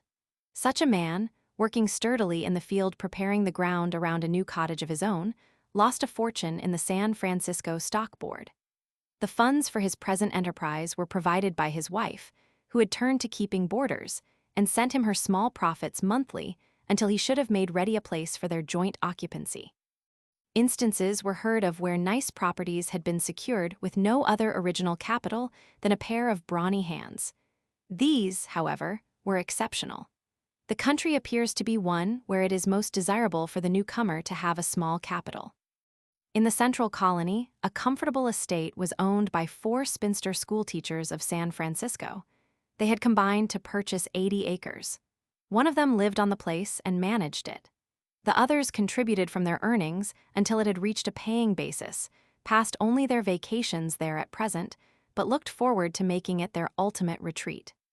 The idea seems both a praiseworthy new departure in the direction of female emancipation and charming in itself. I had the pleasure of making the acquaintance of the resident manager of the experiment. Her experiences, written out, would, I think, be interesting and instructive. There was an open piano in the pleasant cottage interior, and late books and magazines were scattered about. It was a bit of refined civilization dropped down in the midst of the desert. This lady had come, she said, for rest. She took pleasure, too, in the country and in seeing things grow. She had made mistakes in her management at first, mainly through trusting too much to others, but now had things in good control. 4 farmhands, Chinamen, were employed. The 80 acres were distributed into vineyard, orchard, and alfalfa, about 1/2 devoted to the vineyard. Its product was turned, not into wine, but raisins. Apricots and nectarines had been found up to this time the most profitable orchard fruits. Almonds were less so, owing to the loss of time in husking them for market. There was among other crops a field of Egyptian corn, a variety which grows tall and slender and runs up to a bushy head instead of forming ears. The sight of it carried one back to the biblical story of Joseph and his brethren and the picture writing in the pyramids. The grapes for raisin making are of the sweet muscat variety. There was a raisin house piled full of the flat boxes in which raisins are traditionally packed. The process of raisin making is very simple. The bunches of grapes are cut from the vines and laid in trays in the open fields. They are left there, properly turned at intervals, for a matter of a fortnight. There are neither rains nor dews to dampen them and delay the curing. Then they are removed to an airy building known as a sweat house, where they remain possibly a month, till the last vestiges of moisture are gone. Hence they go to be packed and shipped to market. One must walk rather gingerly at present not to discern through the young and scattering plantations the bareness beyond, but in another 10 years, the scene can hardly fail to be one of rich luxuriance. The site is flat and prairie-like, and I should prefer, for my part, to locate my earthly paradise nearer the hills. Still, the taste of the time runs to earthly paradises which are at the same time shrewd commercial ventures, and the cultivation of the plain is much easier than that of the slopes. 27. Visalia, Bakersfield, and life on a spacious ranch. 1. Visalia, capital of Tulare County, 34 miles south of Fresno, is one of the older towns left aside by the railroad. I put it in the most obvious way, but a patriotic Visalian, on the other hand, said to me with warmth, "Left by the railroad. Visalia left by the railroad. I guess not. It is the railroad that is left by Visalia, as it will find out." Visalia is reached, from the junction of Goshen, by a short branch road of its own. It is larger than Fresno, but less animated. It has perhaps 2,500 people, a courthouse of the pattern described, and a United States land office. When the epithet old is used of any California town not of Spanish origin, it simply means an approximation to the year 1849. The building of most hoary antiquity in Visalia dates only from the year 1852. It has been government house, jail, and store in turn, and is now decorated with the legend Mooney's Brewery. The town was founded by one vice, an erratic person, who came across the plains from Texas, and had followed in his life such various professions, besides that of pioneer, as preacher, trader, gambler, foot racer, and jockey. It happened that the quarter section of land upon which he settled was at the time unsurveyed, and not legally open to preemption. This irregularity was not discovered till years later, when the town had grown up on the site. It was brought to light by an employee of the land office, who thereupon ingeniously undertook to preempt the ground for himself. And what came of this bold attempt upon vested interests? The party was promptly fired out of town, was the reply. Visalia is rather prolific in stories, if an old-timer of the right sort can be happened up to tell them. Cattle kings, whose herds once filled the San Joaquin Valley, have retired hither. You may hear how cattle king Pat Murray won his wife. She was a fascinating person in her youth, the daughter of a landlady with whom Pat Murray, then struggling and impecunious, boarded in company with numerous mates. There was great aspiration and rivalry for her hand. Pat Murray stole a march in this wise. As they were setting off in company on an expedition, he said, "The trip is a rough and dangerous one, boys. I propose that we leave our money and valuables with the old lady for safekeeping." The rest agreed, and handed over to him their property to deliver to her. The shrewd Pat Murray represented it all as his own, and obtained in this way such consideration in her eyes, as a person exceptionally well-to-do in the world, that she advised her daughter to set her cap at him, and all was happily accomplished before the ruse was discovered. On another occasion, whether in this same courtship or not the chronicles do not say, Pat Murray disposed of rivals, who visited in the evenings a comely damsel of the general acquaintance, by soft-soaping the log serving as approach to her cabin across a small stream. Having thus arranged, he sat calmly enjoying the fair one's society, and listening with appreciative ear to the splash of the successive victims as they slid off into the water. Stories are told of Spanish bandits and treasure of precious metals in the mountains, and of the wild administration of justice in early times, when offenders were occasionally executed first and sentenced afterward. The first treasurer of the county is said to have carried the records of his office in his hat, and being a person given to travel and of an absent mind, he scattered these documents far and wide behind him, even to the confines of Utah and Arizona. At Visalia, I first observed Spanish Town, a community which begins to appear regularly alongside of Chinatown as we go southward. It is composed of persons of Mexican blood, poor, shiftless, and not always of the most reputable character. Charming views of the high Sierras, now powdered with the first snows of winter, are had. The surface is more rolling than at Fresno, and strewn with fine clumps of chestnut oaks. There are big trees back in the great mountains, equaling in size those of the Yosemite. Lumbermen at work there cut down numbers which, though insignificant as compared to the very largest, are monstrous in themselves. The water for the irrigation of this district is drawn out of Kings, Chile, and Cowie rivers by companies, who give to their principal canals such names as the People's Ditch, the Last Chance Ditch, the Muscle Slough Ditch, and the Lower Kings River Ditch. The main ditches or canals range from 12 to 40 feet in width. Wing dams confine and direct into them such portions as are desired of the wide, meandering rivers. A California river of the South is something of a curiosity. Extravagantly wide, it is in compensation preposterously shallow. Only a few last over the dry season at all, the most evaporate and wholly disappear. Their dry beds, variegated by a few islets studded with sycamores, are more like wagon roads than the beds of rivers. Sometimes these exhausted watercourses differ in color from the surrounding soil, and are seen stretching as rivers of gray or silvery sand through the general yellow of the desert. Though irrigation be yet in its infancy, its belongings have attained great dimensions. There are 300 miles of canals of the requisite size in Tulare County, and more than 3,000 miles in California altogether. One main canal, that of the San Joaquin and Kings River, has a length of 74 miles and a width of nearly 70 feet. 2. A branch road westward from Goshen, a continuation of that from Visalia, conveys the traveler to the bustling, fast-growing little towns of Hanford and Lemoore in the Muscle Slough country. This district, adjoining Tulare Lake, was recently part desert and part swamp. It has been redeemed so as to rank now among the best farming land in California. Its chief product is wheat. The inhabitants raise hardly the vegetables needed for their own use. Malaria is rather prevalent, but it is said to arise, as in many other irrigated districts, from the careless use of water rather than the fundamental situation. The water, instead of being carefully drained off, is too often allowed to lie in stagnant pools. The Muscle Slough was the scene, in the month of May, 1880, of a bloody conflict between the settlers and railroad authorities which has become celebrated. Officers of the law, acting for new claimants, attempted to take possession of the land under a railroad title. Legally in the wrong, though perhaps morally in the right, the settlers organized to resist, put out stirring manifestos, which read like the declarations of oppressed people struggling for their liberty, and called on gods and men to witness the justice of their cause. In the fight that ensued, 5 settlers lost their lives, all at the hands of a single man, one Crow, a United States Marshal, who displayed a prowess and coolness under fire never surpassed in any of the narratives of sensational literature. Crow himself was dispatched. A number of the survivors were tried for their part in the affair, condemned to 8 months' imprisonment, and served out their term in Santa Clara jail. They had but just been released, say a month before our arrival.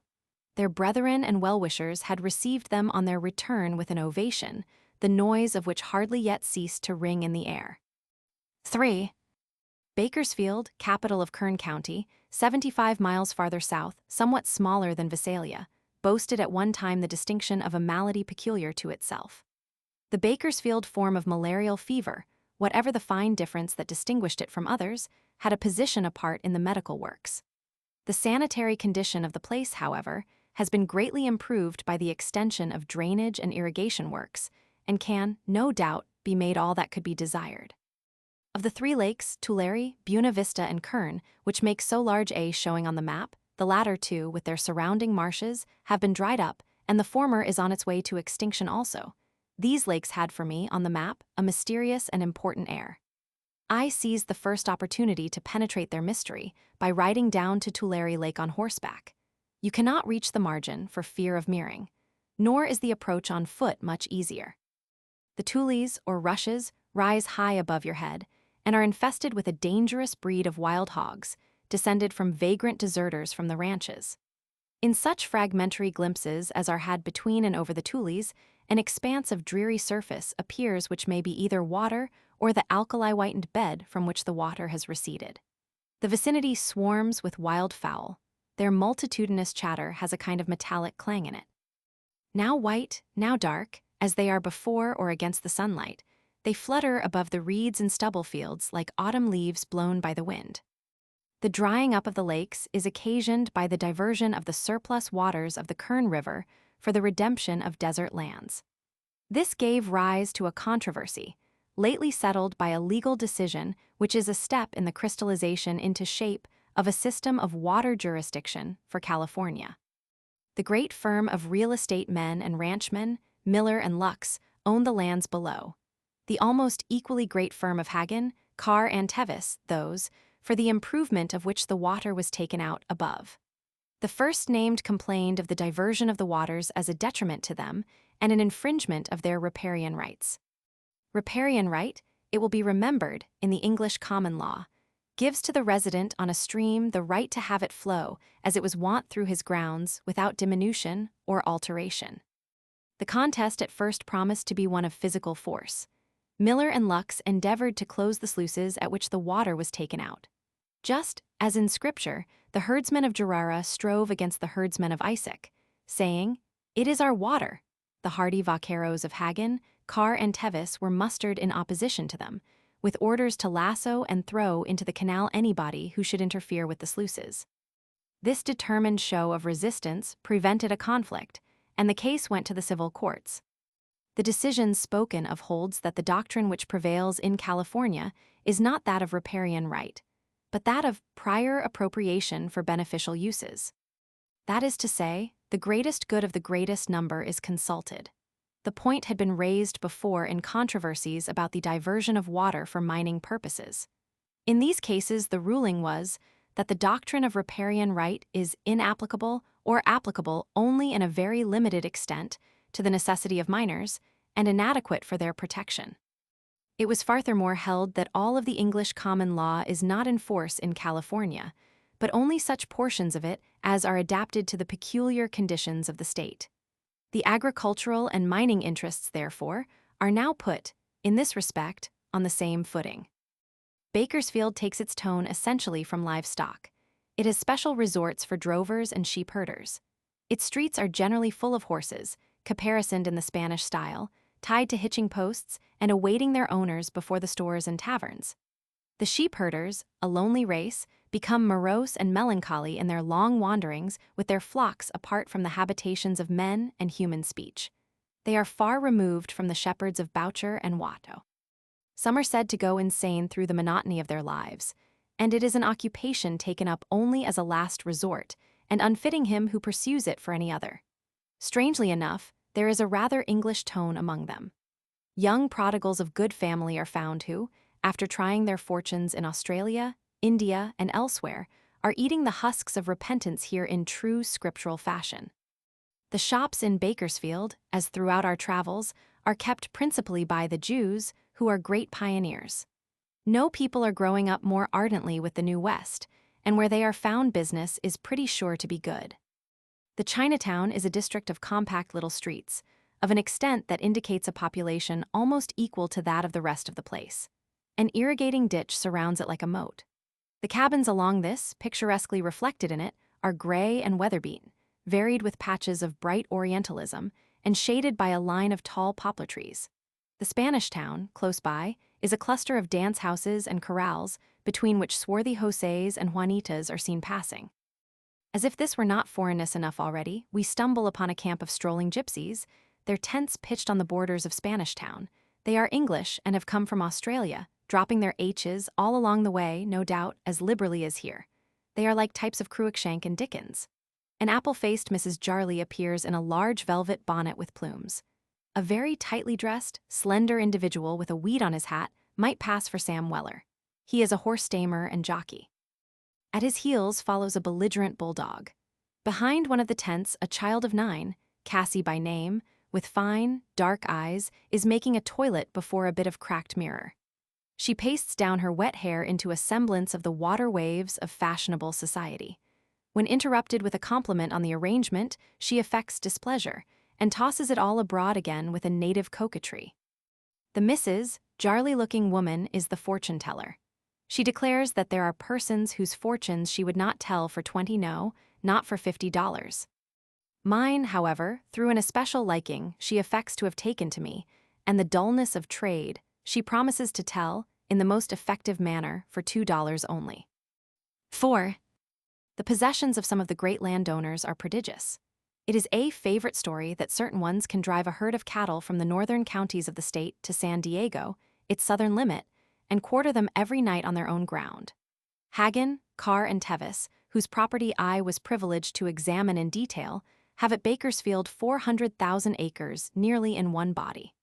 Much of this was secured for a trifle in the condition of desert land, and has been redeemed. One ranchman, who had acquired a great estate of this kind, chiefly while Surveyor General of the United States, was the occasion of drawing forth one of the best bon mots of Lincoln. "I congratulate you," said our martyred president. "You have become monarch of about all you have surveyed." The owners do not often live upon their estates. They leave them in the hands of managers and draw the revenues.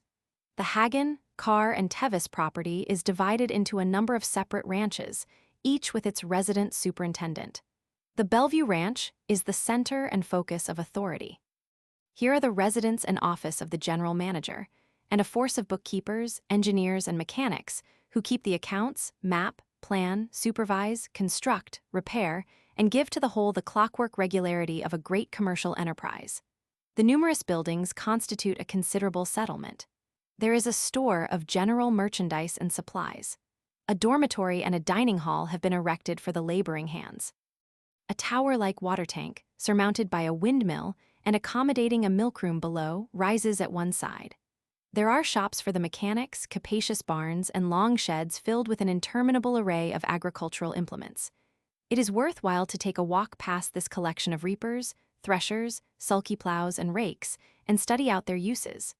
The immense header and separator rises from the rest like a leviathan. A whole department is devoted to road scrapers, buck scrapers, and plows of various sorts used in the construction and dredging of the irrigating ditches. The soil is fortunately free from stones and the work, for the most part, easy. One enormous plow is seen which was designed to be drawn by 60 yoke of oxen and to cut at once a furrow 5 feet wide by 4 deep. Like the famous Great Eastern, it has defeated itself by its own mass, and its use has been abandoned. More than $500,000 has been expended in the item of fencing alone. An average of 400 laborers is employed, and, in the harvest season, 700. The rate of wages is from $2.50 to $3 per day for mechanics and $1 per day for common hands. This seems low as compared with information from other sources and the chronic complaints of the scarcity of farm labor in the California papers. No great portion of this domain appears to be in the market for settlers of small means, though the intention is avowed of offering some of it in this way when thoroughly reclaimed. Tracts, however, are occupied on favorable terms by renters, who take from 120 to 600 acres. Very many of these are Portuguese and Italians. They are usually unmarried and work in companies of from 6 to 15 persons. You see them, dark and swarthy, going about in the traditional Garibaldi shirt, with hardly a word of English among them. The renter is provided with a house, artesian well, credit to a moderate amount at the store, and the use of some cows. He has the milk of these, but must give their increase to the estate. His lease runs 3 years, and he pays in rent 1/3 of his crop. Instances of large profits are frequent among these persons, and the same opportunities are open to others who wish to follow their example. The superintendents and upper employees on the place are largely Southern men. California was a favorite point for Southern immigration at one time, so much that the course of the state in the war, influenced by the historic Judge Terry and Senator Gwynne, was considered problematical. These that I speak of, however, are gentlemen who have come here to repair their fortunes at a later period. They have for the most part titles from the service of the extinct Confederacy, and the gentle voices and friendly courtesy characteristic of the Southern type.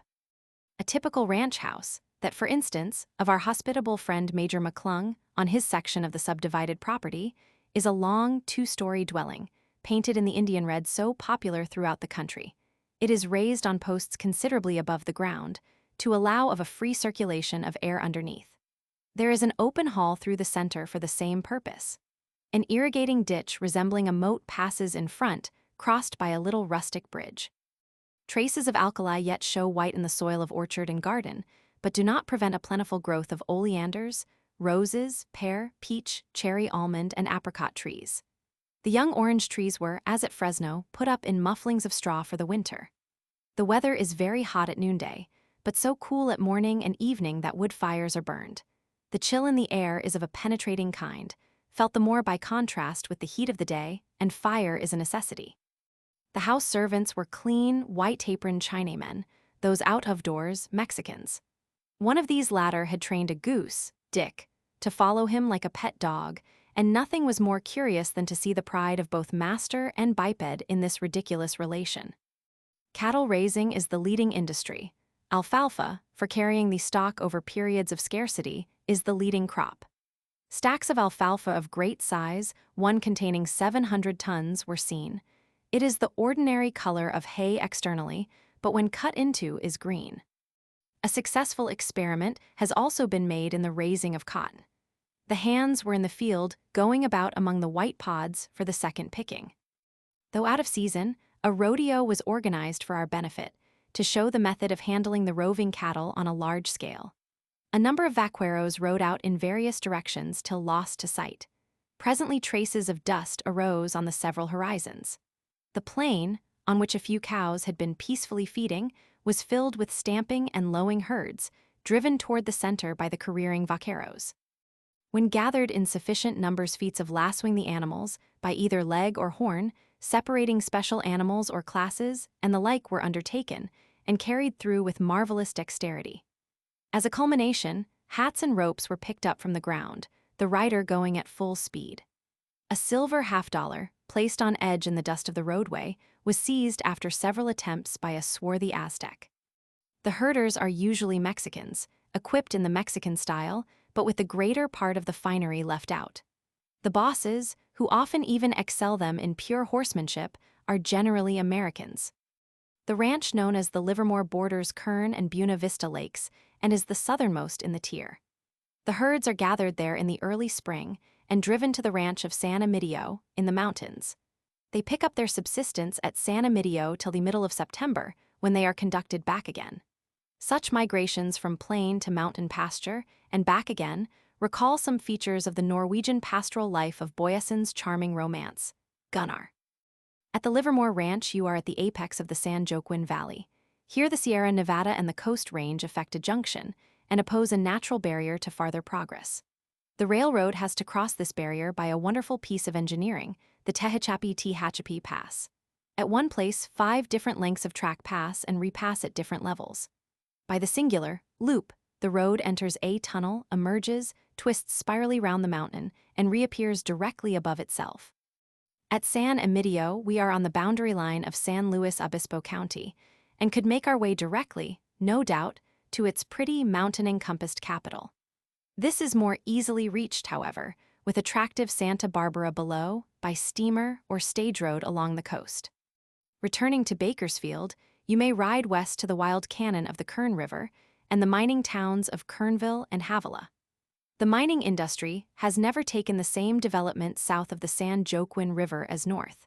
It is probable both that there is less ore and that the ventures have been managed with less skill. At Kernville is a quartz mill, with 100 stamps, which after many vicissitudes has fallen into the hands of its former workmen for debt, and is now run by them on the cooperative principle. The rolling country by which the Kern River canon is approached is, if possible, even more desolate than the plain. There is almost a necessary connection in our usual impressions between hills and trees, and when foliage is missing from hills, its lack is doubly notable. An utterly parched, verdureless surface, with a texture like that of gravel here, follows all the inequalities of the ground, up hill and down dale, to the savage and splintered granite gorge. We fell in with an isolated sheep ranchman, Captain Jack Barker, an enterprising man who had created a garden spot in the waste, and showed what even this is capable of. He was engaged on a project for leading the water, by means of a flume and ditches, from the river at the cannon's mouth down upon several thousand acres of land under cultivation. In the springtime, he told us, all this bareness is hidden by a perfect carpet of flowers, chiefly a small orange-scarlet poppy. His sheep at present seemed living on air. He had among them some Angora goats, a hardy animal, once very profitable, but now, since the decline in alpaca goods, being used by him for food. The Kern River tumbles down a gorge 4 miles in length, between granite walls 600 feet high. Its water is translucent green in deep untroubled pools, again churned into milk-white floods, with black boulders among them. The canon is all but impassable. It acts like a funnel and produces a local disturbance of its own on the atmosphere. While all around is still, a column of air will blow out of it, and striking the tableland a quarter of a mile away, raise a chronic dust at the point of contact, like a cannon shot. Driving across the front of it, we were nearly blown out of our wagon. We descended into it, nevertheless, and upon this experience returned to dine on ribs of Captain Jack Barker's Angora goats, and then take the railway and cross the Tehachapi Pass. 28. Los Angels. 1. Over the Tehachapi Pass, we are in Southern California proper. We have met already, it is true, with pretty Spanish names, old missions, leather breeches, jingling spurs, vineyards, raisin-making, and occasional orange and palm trees. But when the dividing mountain range, 4,000 feet above the sea at Tehachapi, is passed, all these are found in their greatest development. The country is older, the Spanish names are more musical. Orange and lemon are not grown for ornament, but as a principal crop. And the climate is of that genial mildness which is most to the taste of seekers for health. Famed Los Angels, City of the Angels, is the terminus of the first day's journey which brings us into it. The watering place of Santa Monica and the important points of San Buenaventura and Santa Barbara are not far distant to the west, while San Diego lies at a moderate remove to the southward, near the Mexican frontier. In the intervals scatter colonies of vine and orange growers, the numbers and dimensions of which are rapidly increasing. The mountain barrier across the state is deemed by some to be of such importance that it should be a political as well as a natural division.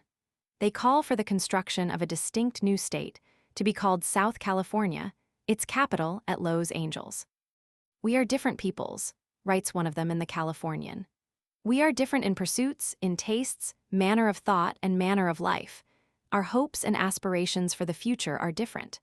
The restless, uneasy population of the North, ever drifting, without local attachments, has no counterpart in Southern California. Neither has the wild spirit of mining speculation ever flourished here. With this peaceable life, possibly in part as a result of it, there has grown up in the people an intense love of their land. And it is for their own section of the state," he goes on, "that this love exists. They call themselves not Californians but Southern Californians.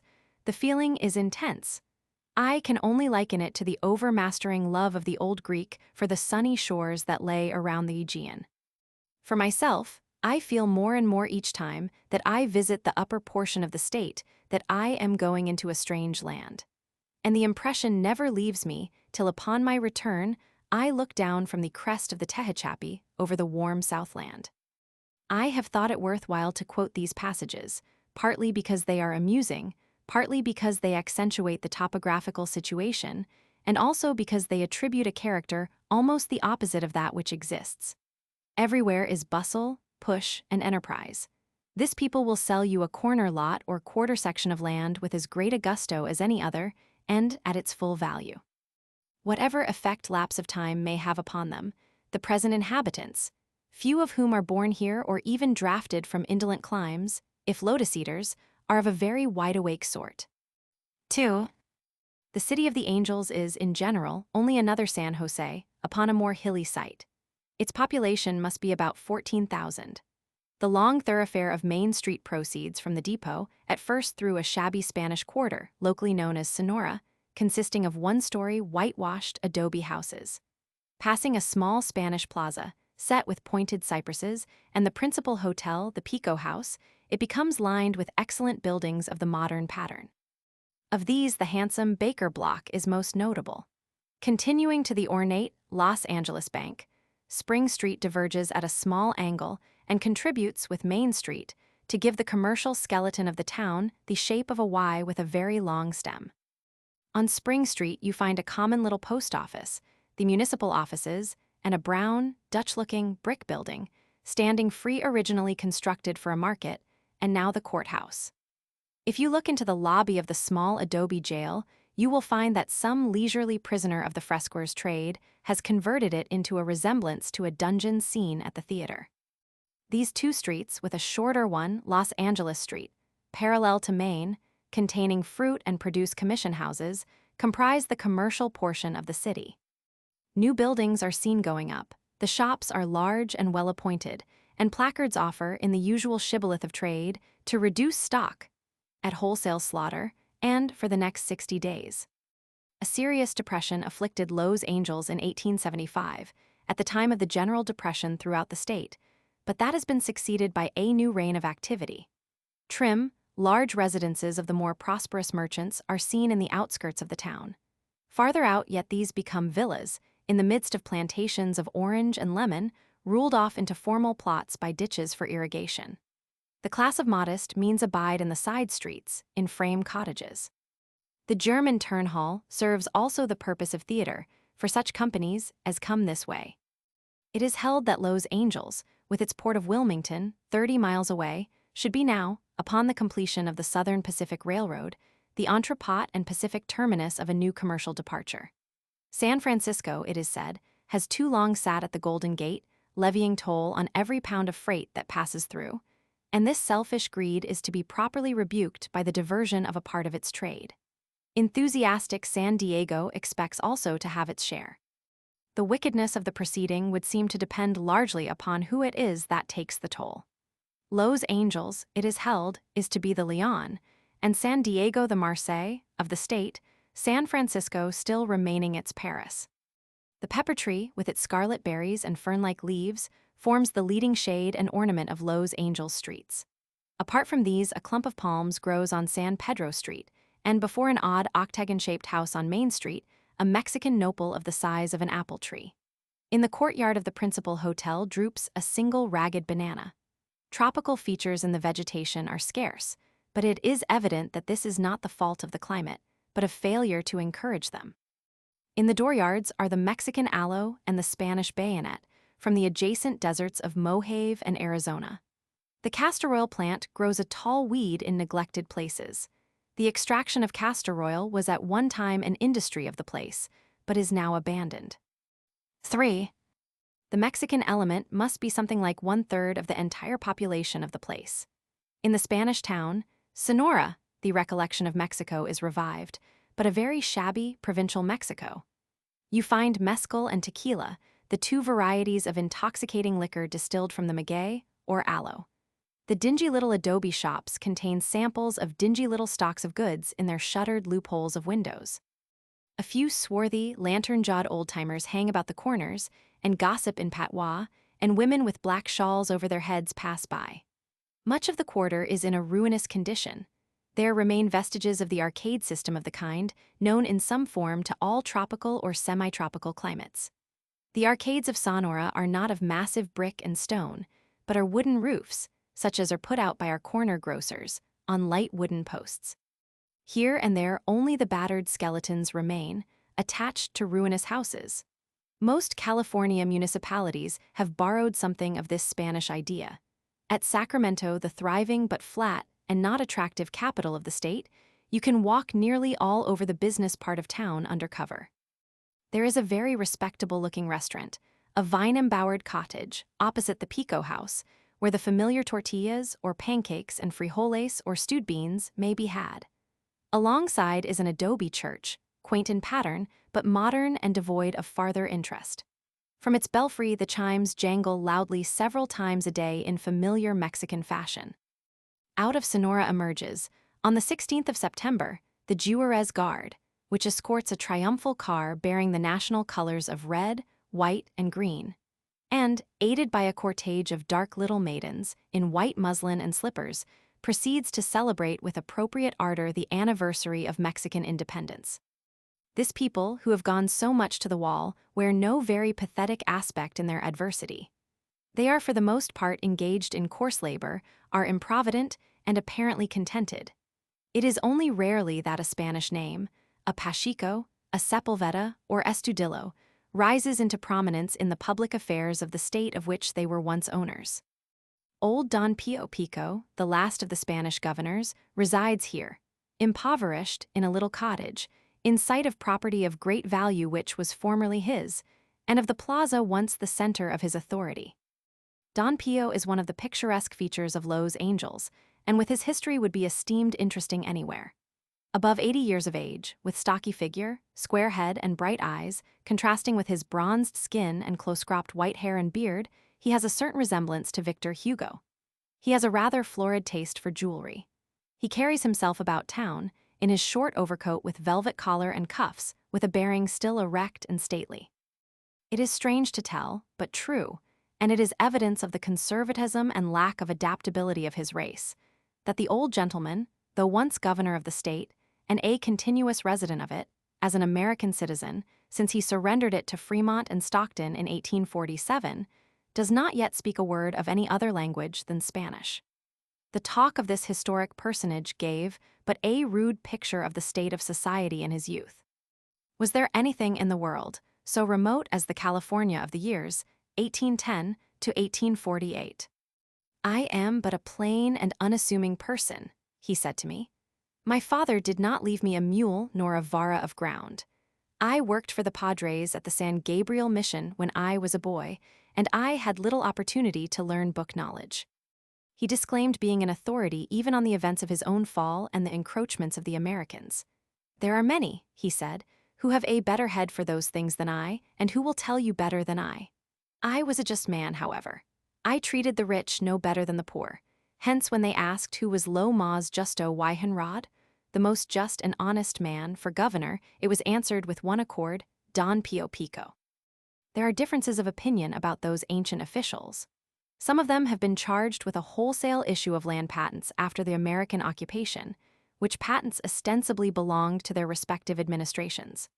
Edwin M. Stanton, sent out to look into these matters by the Attorney General of the United States, reported at the time that the making of false grants, with the subornation of false witnesses to prove them, has become a trade and a business. The Treaty of Guadalupe Hidalgo, in 1847, by which the war with Mexico was concluded, made valid and of full force whatever had been done before the American occupation. Spanish governors were numerous in those last days and went in and out of office with extraordinary frequency, by reason of plots, counterplots, and the inability of the home government to enforce its own will. Alvarado, Carrillo, Micheltorna, and Pio Pico reigned separately or together, or by turns, in a revolutionary, confused, and overlapping way, which furnished excellent opportunity for fraud. One prefers, however, not to linger upon unpleasant suspicions, but rather to esteem these fallen dignitaries, few of whom now survive after their misfortunes and romantic histories. Even the Chinese, singularly enough, show greater enterprise than the Spanish. Perhaps they may have a somewhat better warrant for coming in here than elsewhere, since a Chinaman is found in the list of the 12 original settlers of the town in 1781. They have pushed into the best of the old Spanish adobe houses, once the best of their kind in the state. They occupy all those which flank the little plaza with an entire street, others debouching from it. The populace, however, have not always been the better reconciled to the hapless Mongolians. In an outburst of deadly prejudice, in the year 1871, they were dragged out of their Spanish houses and hung to lamp posts, wagon tongues, and their own doorways, to the number of 18, of all ages and sizes. The riot was occasioned by their resistance to some process of a deputy sheriff. My informant described them to me as hanging like bunches of carrots. At present they were putting up, near the site of these sanguinary scenes, an ornate open-air theater or temple for a triennial religious festival, to last a week or more. 4. One of my pleasantest days at Los Angeles was that which I spent in a drive with the Zanjero. The Zanjero, indeed. Who or what is a Zanjero? His title is derived from the Spanish zanja, ditch, continued down from the times of the original settlement, and he is the official overseer of water and irrigation. He took me about with him to observe this important and entertaining part of the economy of civilization in these thirsty regions. Not that Los Angeles is so dry in comparison, for it has 13 inches of rain against 2 at Bakersfield, but it is in abundant need of irrigation. The Zanjero is elected by the city council annually. 6 deputies aid him in the summer, reduced to 3 in the winter, when the rains render irrigation hardly necessary. All are invested with the authority and badges of policemen. The city, the Zanjero tells us, as we ride along, controls in its corporate capacity all the waters of the Los Angeles River. The Los Angeles River is a Southern California stream of the typical sort. It has a wide, shallow bed, almost dry at the moment, but in spring and winter it brawls in dangerous fashion and often carries away its bridges. We ride up to the point near a certain railroad bridge where the water is first diverted. It is taken out by 2 small canals, one for the city proper, one for the thriving suburb of East Los Angeles. We find that the dam by which the river is checked for this purpose is constructed of earth, with a facing of stout posts and planking. At the beginning of winter, the planking is removed, and the stream allowed to sweep away the rampart of earth, which is replaced by a new one the succeeding spring. Chain gangs of convicts from the prison are set upon this labor. A canal is taken out of the same river 12 miles above, which supplies water for drinking and irrigating the higher levels. There are 2 very different levels in the configuration of the city, one rising from the other with great abruptness, as at Santa Cruz. Upon the height are remains of the fort built by Fremont when he entered the city. Directly at its foot is the cottage of Pio Pico, the big hotel, still bearing his name, in which he sunk a handsome share of his fortune, the little cypress-studded plaza, and the shabby white quarter of Sonora. The mass of the city lies to the right, without striking features. Beyond it, toward the river, stretch breadths of a russet bloom which we know to be vineyards, together with lines and parallelograms of orange and eucalyptus, as formal as the conventional trees in boxes of German toys. Across the river, Brooklyn Heights and Boyle Heights rise to a wide, rolling tableland mesa, which extends back to the Blue Sierra Madre Mountains. Toward most of the horizon stretch expanses of a garden-like vegetation of a mysterious quality, the dreamed-of orange groves in mass. The city has created a considerable part of its debt by its water system in which it has spent probably $200,000. The works are of an ephemeral character, which will in time be replaced by something more substantial. The simple trenches and wooden flumes permit of wasted water and are costly to keep in repair. One of the principal ditches, however, is carried through a hill some 3/4 of a mile in a tunnel of 6 feet in section. There have been formed also numbers of durable reservoirs, or artificial lakes, for the storage of additional water in winter to supplement the river at its lowest. We rode out among the villas and gardens and observed the practical application of the water. The main ditches are 3 feet by 2, the lesser about 2 by 1. The head is the nominal standard of measurement of the babbling fluid. The head should be a section of 100 square inches, delivered under a certain uniform pressure, but it is in practice loosely administered. The irrigators want their work done, says the Zanjero. That is the main point. Some lands take more, others less, according as they are sandy or hold water. A head of 50 inches on the east side will do as much as 120 around the city. Fan palms, India rubber trees, and tall bananas grow freely on the lawns where a little pains is taken. You stop now to exclaim at a comfortable home embowered in myrtle, orange, and vines, the dark, glossy foliage starred with golden fruit and red roses, a spot for any romance. Again, it is a long arcade or temple of arborvitae, extending across the whole front of a garden, and framing in its arches delicious views of distant blue mountains, their tops now powdered with snow. This land of running brooks should be a famous place for the children to sail their boats, though as a matter of fact we do not see them doing it. Perhaps there is a law against it. There are laws, at any rate, against stealing the water, wantonly raising the gates to waste it, or transferring it to irrigators outside the city limits. These latter are entitled to it only upon an extra payment and after those within the city have been supplied. As all irrigators cannot be supplied at once, the manner of serving it out is as follows. Applications have to be made in the last week of each month. The Zanjero then apportions the supply so that it may go round among the applicants in the most convenient way. The complete circuit takes about 20 days. The applicant receives a ticket, on the payment of a fee, entitling him to receive the water on such a day at such an hour. The right for that time is exclusively his. The rates are so fixed as to reimburse the public treasury and are not intended as a source of profit. The average charge for water is about 50 cents an hour, $2 a day, and $1.25 a night. The subscriber has the water delivered to him by the deputy at his connecting gate. At all other times, the gate must be kept fastened with a padlock. The wooden gate, sliding smoothly in its grooves, is like a little guillotine. Chop goes the guillotine when it has been raised long enough, and off goes the head, as it were, of the little stream. Thus surprised on its way among the orchards and gardens, it writhes and twists a while, rises again in its confining box, and is soon ready to begin life again on a new basis. 5. Los Angeles is the metropolis of the orange trade, but the greater part of the culture itself is in tracts of the surrounding country, each with a thriving settlement as its nucleus. The lands are usually laid out and subdivided by capitalists, under the colony system, as described. 10 or even 5 acres in a crop of such value are a comfortable property. On Lake Garda, half an acre in lemons is sufficient for the support of a family. It is in evidence here that returns of from $500 to $1,000 an acre are had from orange, lemon, and lime, after the trees have arrived at full bearing. The piazzas of the orange planters command attractive views. Rose and heliotrope bloom round them, and specimens of all the fruits are offered for our tasting with lavish hospitality and honest pride in their perfection. We begin with Pasadena, which is reached by a drive of 10 miles from Los Angeles.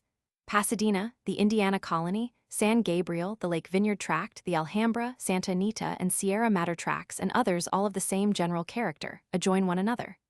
The dwellings in them are those of people of means and a certain taste. Even the least show ambition. There are pretty chapels in the Gothic style and neat schoolhouses. Well-dressed children of a city air are met with on the roads. The roads are excellent. No violent storms or thawing snows in this climate tear them up, and they are kept in order with little trouble. The dooryards are enclosed with hedges of lime, arborvitae, or rose bushes. Curious small circles from time to time attract attention, either filled with water or dry, like the rings of a departed circus. These are reservoirs, supplementing the irrigation system. They are usually filled by artesian wells, which flow from iron pipes a few feet above the ground, the water overspreading the top in a thin film, like a globe of glass, reflecting neighboring objects. Such globe-like films, sparkling from a distance, are a frequent item in the prospect. As there has never been any forest, no unsightly stumps indicate recent clearings. The country, in consequence, does not look new. Where settled at all, it has a surprisingly old and civilized air. The temperature, this late November day, on which there are telegrams in the papers of snowstorms at the north and east, is perfection. It is neither hot nor cold. A sybarite would not alter it. Bees hum in the profuse clusters of heliotrope about the porches. A single jacqueminot rose on a tall stem, a beauty whose sway will not be gainsaid, makes its vivid crimson felt from the greensward a long way off. Among the older estates, this is pointed out as the home of Don Benito, that of Don Tomas, so and so, the family name being usually American. Audacious in love as in other things, enterprising Americans have married into the Spanish families, both before and since the conquest, and succeeded to their acres. Very few of Spanish stock still retain any property of note. If there be or ever existed any real earthly paradise, I think it might bear some such complexion as that of the Sierra Madre Villa, on the first bold rise of the mountains at San Gabriel. I cannot vouch for it as a hotel, for hotel it is, but I vouch for it as a situation. The air was heavy with the fragrance of extensive avenues of limes as I came up to it. The orange trees were propped up, to prevent their breaking under their weight of fruit. 40 oranges on a single bough, I saw it with my own eyes. Some of the trees, by the freak of a recent gale, had been denuded of their leaves, which left only the globes of golden fruit, a lovely decorative effect, on their bare stems. A view of 30 miles is had across the garden-like San Gabriel Valley to a strip of blue sea on the horizon. On the strip of blue sea rests a slight brown spot, the jewel of Santa Catalina Island. Flowering vines clustered along a piazza, part enclosed in glass. In a warm nook a couple reclined in steamer chairs, one reading aloud a novel in a gentle murmur. They were a couple of recent date, and as the place for a honeymoon it was ideal. The orange bears a close resemblance to the formal tree which the medieval painters used to represent as the tree of the knowledge of good and evil of Genesis. It is appropriately placed, therefore, in our earthly paradise. Hist, the young woman who had been reading, takes her stand archly at one side of such a tree. The man who had been listening rises also, and with a slight yawn, places himself on the other. Oh, what is this? Is she a new Eve? She plucks a fruit and hands it to him. Oh, this is terrible. Is there to be a fall again in Eden and all its direful consequences? There should be some Cranach or Dur here to take down once more the particulars of the distressing scene. What does Eve wish Adam to do? Perhaps she wishes him to buy lands, above their value, and go into orange planting himself. Alas, he will be lost forever to the higher financial life. Perhaps Satan is the invidious real estate man. But really, there is no pressing need of such a display of fancy, because a young matron offers her husband a fresh orange before dinner. Certain drawbacks attending upon an injudicious entering into this apparently fascinating kind of life, should not be overlooked. The orange tree grows all the time and calls for incessant care, winter as in summer. Not a few invalids who had looked to its culture as a pastime have broken down through this cause, and through having taken up more land than they could manage. The lesson of such cases is, not to attempt too much, but to keep to the 5 or 10 acres, as the case may be, within one's capacity. Nor has it been politic to put everything into the single crop of oranges. The smaller fruits, peaches, plums, and especially apricots, for canning, which come into bearing quickly, are useful in tiding over the tedious period of waiting for the orange trees to mature, and are always in profitable demand. To start existence comfortable here, the newcomer should have a capital of from $5,000 to $10,000, though peculiar energy may do with less. It requires about 9 years to bring an orange tree from the seed into full bearing. On the other hand, it is found that by deftly inserting an orange bud into the bark of a lemon shoot slitted in an X, and setting this in the ground, a tree can be obtained which bears marketable fruit after the 2nd year. The controversy rages as to whether it is worthwhile to do this, since the product is dwarf, like the dwarf pear tree. Though it yield early, it will never yield much, and its fruit does not stand shipment as well as that of the seedling. Against this, it is maintained that it lives longer than the seedling, and yields choicer varieties of fruit, and that the fruit is more uniform in size and quality, and not subject to a singular form of destruction which sometimes overtakes that of the seedling, being dashed upon its own thorns. In the same way, conflicting theories of irrigation prevail. A person who bought grapes in large quantities for the purpose of making them into wine told me that over-irrigation was rendering them watery and insipid. He proposed to meet this by establishing a standard. He would pay $20 a ton for grapes containing 23% of sugar, and for those below standard less. Plentiful irrigation, however, is relied upon to counteract that fatal pest of the vine, the phylloxera. Some advocate the theory of irrigation in the winter or rainy season only. All the water possible is to be conducted upon the land at the time it naturally falls, leaving the soil to act as its own reservoir and store up a portion for the dry season ahead. Others even deny the need of irrigation altogether. They write to the papers that it is only necessary to keep the surface well scratched with a cultivator, and a supply of moisture will always be found a few inches below it. It is certain that crops both of grapes and the cereals have been produced from unirrigated ground, even for a series of years. But then comes a dry year, in which everything, animals as well as plants, is scorched from off the face of the earth. Certainty is what is wanted, says a lively informant. You may not need water, as you may not a revolver all the time, but when you do, you need it awful bad. 6. In the plain, just under the mountains, lies the old village and mission church of San Gabriel. The mission dates from 1761.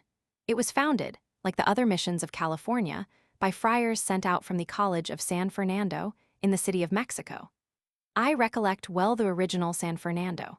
It stands on the street which was the scene of Cortez's disastrous retreat from the city, and is marked with an inscription commemorating the famous leap of Alvarado. The mission of San Gabriel is worthy of its picturesque origin. It has the same massiveness, color, and quaint rococo details, including the peculiar battlement or Spanish horn of dominion. 6 old green bronze bells hang in as many niches together. The fern-like shadows of a line of pepper trees print themselves in the sunshine against the time-stained wall. No more than the church edifice now remains. Great agricultural establishments connected with all these missions were swept away, years before the American occupation, by edict of the Mexican government. Some bits of broken aqueduct and a few orange trees, above 100 years old, in what was once the mission garden, are the only vestiges of former prosperity. The interior of the church contains a few battered old religious paintings, the worst of their kind. It is doubtful if the luxury of really good pictures was ever superadded to the excellent architecture, for which there was a natural instinct. It is a commentary on the popular estimate in which the poor old masters are held, I fear, that I was told by the neighborhood. You must see them, they are all Raphaels and Michelangelos. The village is piquantly foreign. Its single street is composed entirely of white adobe houses. One of them, with a tumbling, red-tiled roof, is so full of holes that it looks as if it had been shelled. All the signs are in Spanish. Here is the zapatero, or shoemaker, and here the panaderia, or bakery. The south walls are hung with a drapery of red peppers drying in the sun to prepare the favorite condiment. The population are a humble class, who gain their livelihood for the most part by day labor on the surrounding estates. They are not too poor, however, to retain their taste for festivity still. On the occasion of some notable wedding among them, they will manage to mount on horseback, and, surrounding a bridal carriage, driven postilion fashion, return from the ceremony, at the old mission, whooping and firing pistols in the air, in the most gallant and hilarious fashion. Nearby is the large estate of Sunny Slope, known as one of the most successful instances of the putting in practice of the sanguine theories about the country. It has been acquired and developed from very small beginnings. It consists of some 1,900 acres of land, most of it in vines and oranges. There is a large wine and brandy-making establishment. 8,000 boxes of oranges and lemons, 400,000 gallons of wine, and 100,000 of brandy have been produced in a year. The dwelling house was approached by a stately avenue of orange trees, in double lines, 3/4 of a mile in length. The road to the large, substantial buildings of the winery was bordered by an orchard of orange on one side and olive on the other. The vineyards stretched out in distant effect like vast reddish-tawny meadows. At the winery, blacksmithing and cooperage were going on a large scale, and a deft Chinaman was constructing the orange boxes. The rich juice of the grape poured in floods, and its more concentrated form as brandy came from it still as clear as water. All distilled spirit is naturally colorless, and the hues it obtains for market are given by burned sugar to gratify an artificial taste. The hands are Chinamen and Mexicans. The superintendent tells us that the former do the most work and get less pay, but that there are certain things which they cannot do. They cannot plow nor prune the vines, and they are awkward in the management of animals. Indeed, a Chinaman on horseback, or even in a wagon, seems almost as incongruous as Jack Tar. We visited, one evening, the Chinese quarters, and it would have been hard to find a more clean, domestic-looking interior among men of any other nationality in the same circumstances of life. They seemed much more orderly in their arrangements than the Mexicans, either those from the village or those who had a settlement on a bold slope of the estate above. There is much native Indian blood among these latter, and their dwellings were half wigwams, patched up of rubbish. Mongrel dogs, a donkey, and a foundered horse wandered at ease among them. A reddish-brown urchin, with large, liquid eyes, coming out, paused to gaze at us. "Corrare, demonio de muchacho. Run, demon of a boy," cried a slatternly mother, who appeared behind, endeavoring to urge him upon some errand of peculiar expedition. But the demon of a boy, exemplifying the traits of his race, had no idea whatever of being in a hurry. On the contrary, having removed to a safe distance, he dawdled in the most exasperating way and continued to stare round-eyed during all of our critical tour of inspection. The work of the year was now the pruning of the vines. Stripped of every superfluity, the rugged little stalks, regimented veterans, were to stand bare till the exuberance of a new spring should again break forth in leaves. Faustino, Gitano, Incarnation, and the rest, for so they are called, appear to picturesque advantage in this work. Their swarthy faces are framed in slouch sombreros. They wear red and blue shirts and bright handkerchiefs about their necks. They move forward in a line, pruning knife in hand, and a small saw at the belt for the tougher knots. The spots of color twinkle upon the russet of the vineyard. The pruning knives flash as they turn to the sun. The ground has a gentle, agreeable fall, and splintered granite mountains, with deep canyons among them for exploration, softened by a veil of atmosphere, back up the whole. The orange tree, even at a great age, is not as large as one may have expected. Even those of 100 years in the mission garden are not above 2 feet in diameter. It is gratifying to be at full liberty to examine this attractive vegetation, known heretofore only in its tub in the conservatory or on the staircase at a ball. There seems but one drawback to an orange grove, and that is that it cannot have greensward below to lie upon. It is very exacting, requires all the nourishment the soil can give, and the soil must be kept loose and open around the roots. It is irrigated about once a month, and the surface gone over with a cultivator afterward to prevent baking up in the sun. The orange grove is lovely at all times, mysterious when the long alleys are dark against the red sunset, the fruit glimmering like a feast of lanterns at twilight, and in the pleasant mornings sparkling among the glossy leaves like little suns newly risen, while we catch the perfume of blossoms heralding in a new crop, though the last still hangs upon the bough. Here and there is an example of the enormous shaddock, which resembles the orange in appearance but the lemon in character. The lemon is less hardy to rear than the orange, and is not cultivated on as large a scale. Chinamen, with ladders and baskets, gather the fruit and chatter to one another from the trees like magpies. It is irrigation day, and all at once the water is let on.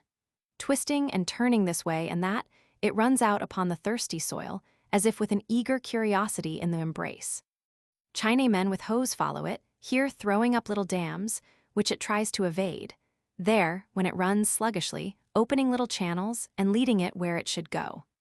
The whole orchard is soon babbling musically with running water and in process of being thoroughly soaked. 29. To San Diego and the Mexican frontier. 1. These and kindred scenes are to be met with in 50, I know not how many more, localities of a similar sort. San Fernando, Florence, Compton, Downey City, Westminster, Orange, Tustin City, Centralia, Pomona, and Artesia may be mentioned as leading examples. The colony government is of a simple sort and consists of a justice of the peace, constable, water overseer, and school trustees.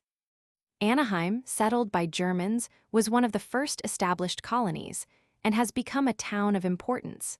Santa Ana had a special bustle at present, as the terminus, for the time being, of the railroad in process of building from Los Angeles to San Diego.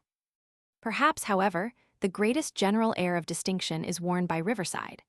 This colony seems to have been sought to an exceptional degree by persons in good circumstances. It is 57 miles lower down than Los Angeles and reached by a drive of 7 miles southward from the Southern Pacific Railroad at Colton.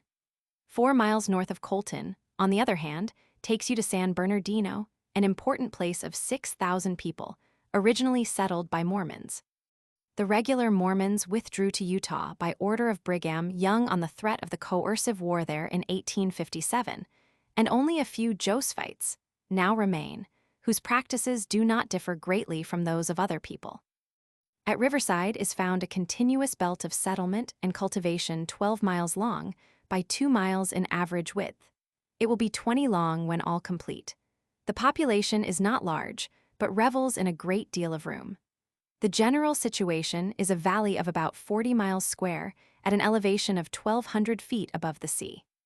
The access to this valley is by 4 several passes, one each on the north, south, east, and west, as if so many doors had been providentially left open in the encompassing mountain ranges. The settlement forms an oasis in the midst of the desert, after the general plan. Its fresh greenness and canals of clear water, along which sylvan glimpses, almost English, are met with, derive added charm and interest from the desert. The rest of the high, quadrangular valley, capable, no doubt, of as great development, if water can be brought upon it, remains in its natural condition. A lovely drive called Magnolia Avenue, planted with double rows of pepper and eucalyptus trees, extends through the length of the place from north to south. It is bordered with homes, making pretensions to much more than comfort. The best of these are at the division called Arlington, 4 miles below the post office of Riverside proper. The native adobe, or sun-dried brick, supplemented with ornamental woodwork, has been used as material with excellent effect. In the interiors are found rugs, portieres, Morris's wallpapers, and all the paraphernalia of the latest Eastern civilization. And there is an archery club and a German. Invalidism is heard of with considerable frequency as an excuse for the migration hither. Certainly, many advantages offer to the invalid. The climate permits him to be almost constantly out of doors. The sky is blue, the sun unclouded, nearly every day in the year, and he can go into his orchard and concern himself about his navel or Brazilian oranges, his paperine St. Michael's, and his Tahiti seedlings, with little let or hindrance. Orange culture affords him both a career and a revenue. If the unchanging blue of the sky grow sometimes monotonous, there are other distractions in the noble mountain ranges. Riverside has in this resource a touch of the charm of Switzerland. Your entertainer points out to you from his piazza the great peaks of Greylock, San Bernardino, and San Jacinto, from 10 to 12,000 feet in height, and crowned with snow for a considerable part of the year, just as the Jungfrau is pointed out from Interlaken and Mont Blanc from Geneva. It is a description that applies to all of Southern California, that, however great the heat by day, in midsummer often 105 in the shade, the nights are always cool and refreshing. Sunstroke is not known, nor are the violent thunderstorms with which nature, with us, endeavors to restore equilibrium after having exhausted its most oppressive warmth. The great drawback here, as there must always be some drawback, consists in occasional heavy northers, which gather up the dust from the dry surface and produce painful dust storms of 2 or 3 days' duration.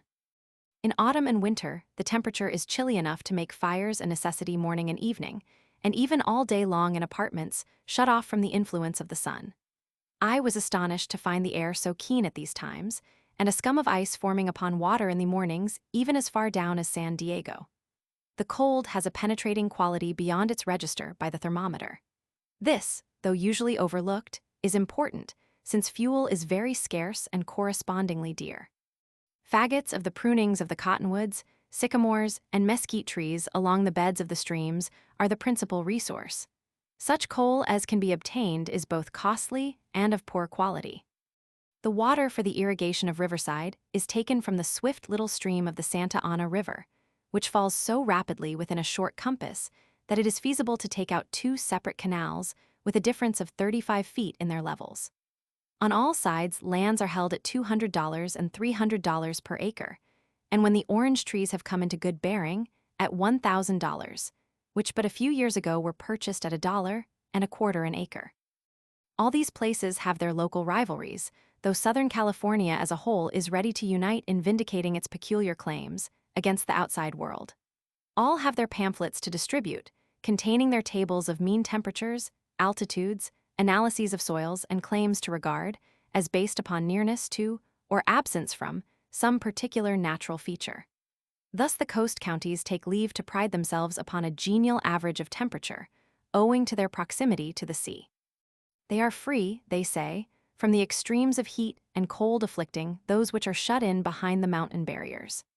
The inland counties, on the other hand, congratulate themselves that their lot is cast where the mountains form an efficient defense against the raw fogs and gusts, which must necessarily afflict those directly exposed to the chilly ocean.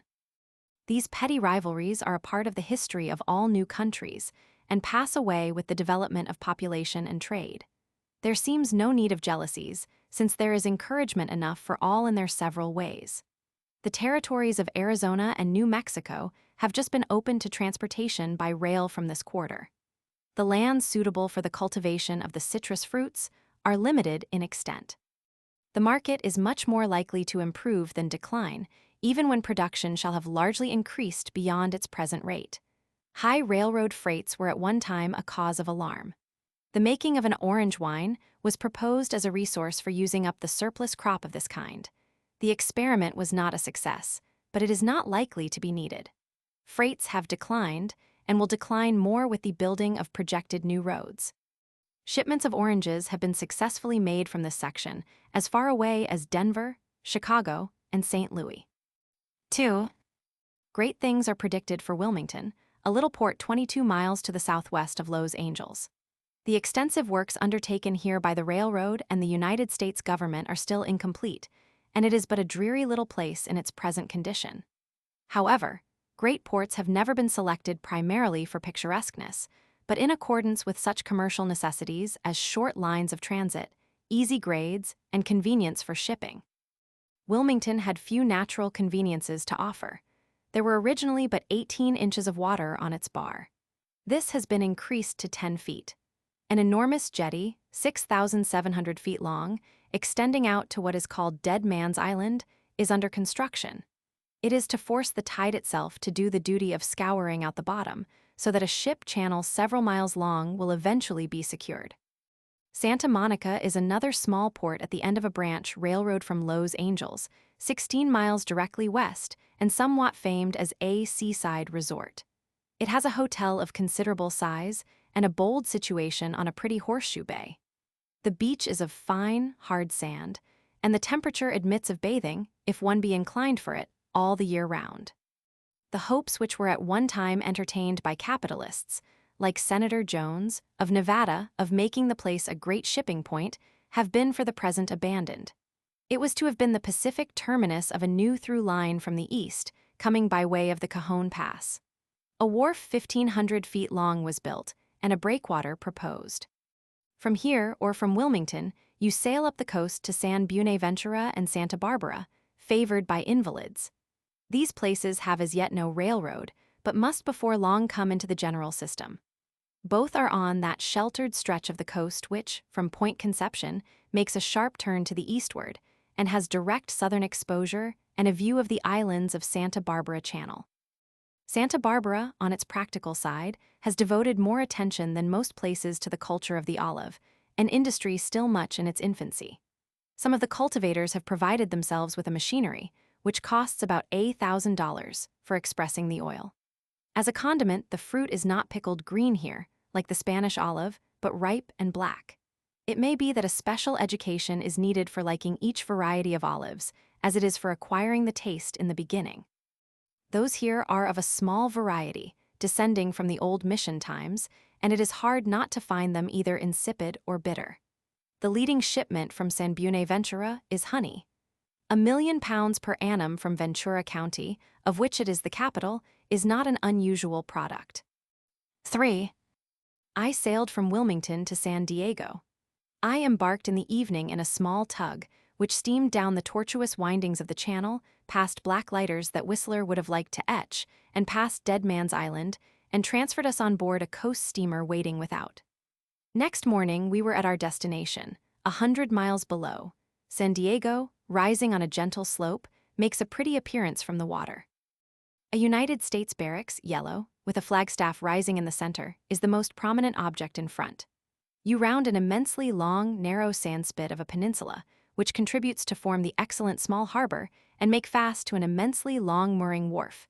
It is a feature of all California ports to have immensely long wharves. To the left is Old Town, its beach where Dana once loaded hides in his famous, 2 years before the mast, now the site of a Chinese fishing village. To the right is brand new National City, the location of the shops and extensive depot grounds for the new railway. In the center, at about 4 miles from either, lies New Town, San Diego proper. All together have a population of about 5,000. As we came up to the wharf, a locomotive, starting from National City on the new track, made the circuit of the waterfront, with one long, shrill scream, which was taken up by the hills and echoed back. Gods and men were no longer to remain ignorant that San Diego had at last caught up with its future and had its railroad.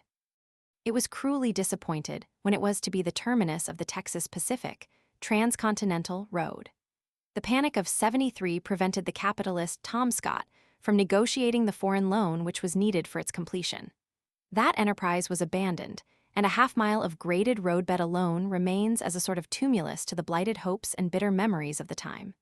The name of the unfortunate Tom Scott, since defunct, remains also a byword and a reproach. Now, however, the California Southern is actually at work, and under contract to complete the 116 miles necessary to meet the Southern Pacific at a point near San Bernardino within a short time. It is to be a link in the new Atlantic and Pacific, which is to follow the 35th parallel and become a transcontinental road by means of connection with the Atchison, Topeka, and Santa Fe. The capital and management of the California Southern are largely supplied by the same Boston company directing the Mexican Central, the line to Guaymas from the Arizona frontier, and others.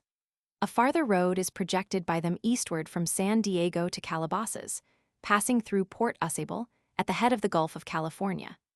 This can be more cheaply built below the Mexican frontier than on this side, owing to special exemptions there to be had from taxation and the lower rates of labor. It is thought that the Southern Pacific will also be compelled by competition to build across from Yuma. Hopes are still entertained also of the derelict Texas Pacific. With all this in prospect, it will be seen that San Diego has justification for making a good deal of stir. It claims to be hundreds of miles nearer than San Francisco to New Orleans and New York on the one hand and the Orient on the other, and is correspondingly cheerful. A handcar on the long wharf conveyed our baggage into the town while we walked beside it. The town, being reached, is found a place of loose texture. It has a disproportionately large hotel, the Horton House, built in anticipation of the rapid arrival of its future greatness, and a loss to its original proprietor. The blue shades were down and the plate glass windows dusty also, with an expectant look in much of the Horton block, opposite. After 73 half the shutters in San Diego were put up. They have come down now, however, and probably to stay. There is a charming view of the harbor and blue ocean from the upper slopes of the town. Part of the view is a group of bold Mexican islands. The boldest of these, Coronado, a solid mass of red sandstone, which Americans have tried to get for a quarry without success. Yes, here is old Mexico once more. We have come back to it. The high, flat-topped peak of Table Mountain marks it unmistakably. It is customary to drive down to the monument, set up on the dividing line of Baja, Lower California, but the excursion is without special interest. The chronic condition of shutters in San Diego, Old Town, is to be up, That is, so far as it can be said to have any shutters yet remaining. It dates from 1769. Disadvantageously situated in regard to the bay, it began to be deserted in favor of the newer site about 10 years ago. Nothing could seem more desolate than it is now. The usual old mission, with a few palms and olives about it, stands in a valley, up the pretty San Diego River, and the earthworks of Commodore Stockton, who threw them up one night before the enemy knew he was ashore, are seen on a hill.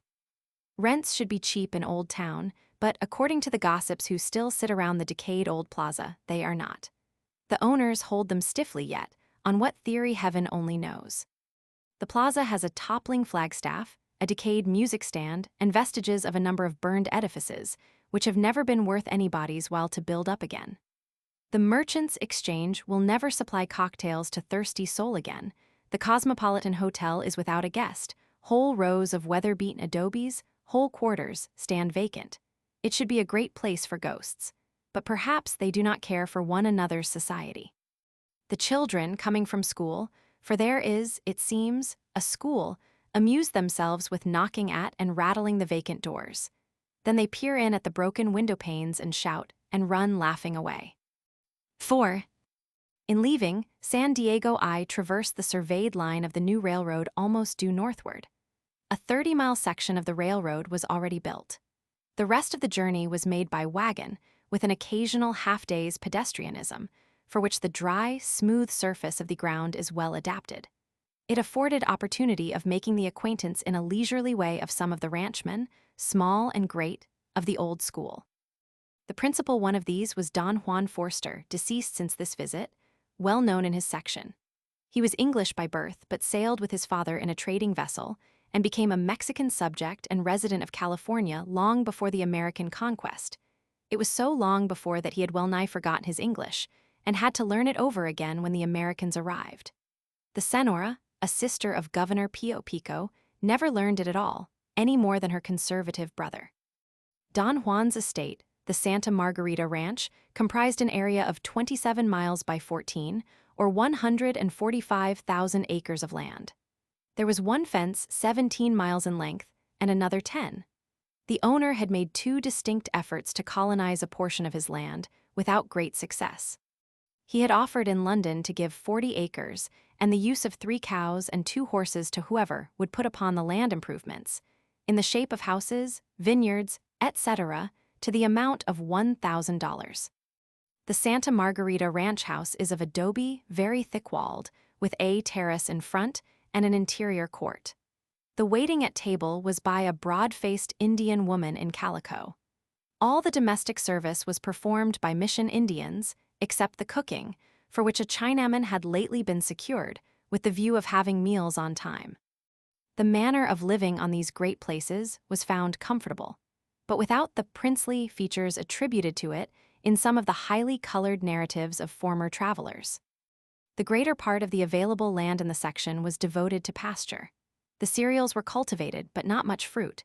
Barley is the favorite cereal, as less liable to rust and spoil than wheat.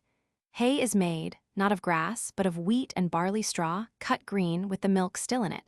Bee culture is an important industry. A number of varieties of wild sage, wild buckwheat, and sumac furnish the bees exceptionally good provender. Rows of the square hives, painted in colors, were often seen districted into little streets on the hillside, or at the mouth of some small canon, like a miniature city. Before reaching Don Juan Forster's, the old mission of San Luis Rey is encountered, in the hamlet of the same name. It is almost Venetian in aspect. The whole exterior was at one time faced with a diagonal pattern recalling that of the ducal palace. The pile was ruined by a Mormon contingent of the American forces engaged in the conquest of the state. Parts of the heavy adobe walls and buttresses have fallen in and resolved themselves back into their original element as mere earth heaps. The images have been shot and hacked down, and a yawning cavern was excavated behind the main altar in search of fancied treasure. Upon a floor strewn with such debris and with fragments of red tiles, the daylight falls curiously through holes in the broken roof and dome. The railroad traverses some striking natural scenery. Most notable is the Temecula Canyon, a gorge of a wild and grand description, 10 miles in length, through the Coast Range. A brawling stream runs down its center. The gorge was filled with a busy force as we passed, terracing up the track along its sides, sometimes on the natural rock, sometimes on a cyclopean retaining wall of immense boulders.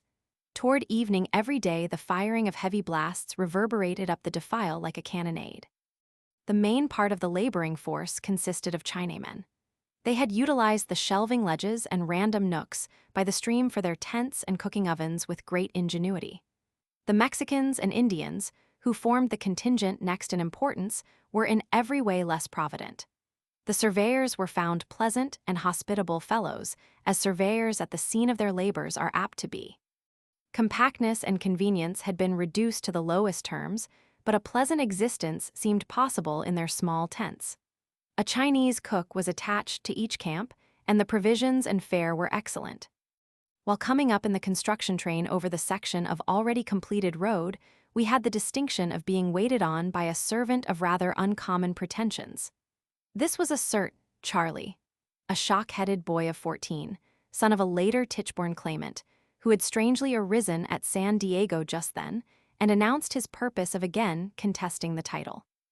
Though serving in a menial capacity, while his father, who claimed to have good and sufficient reason for having kept quiet till now, was taking the necessary steps to secure the long-lost title and fortune, Charlie was deaf to all banter on the subject.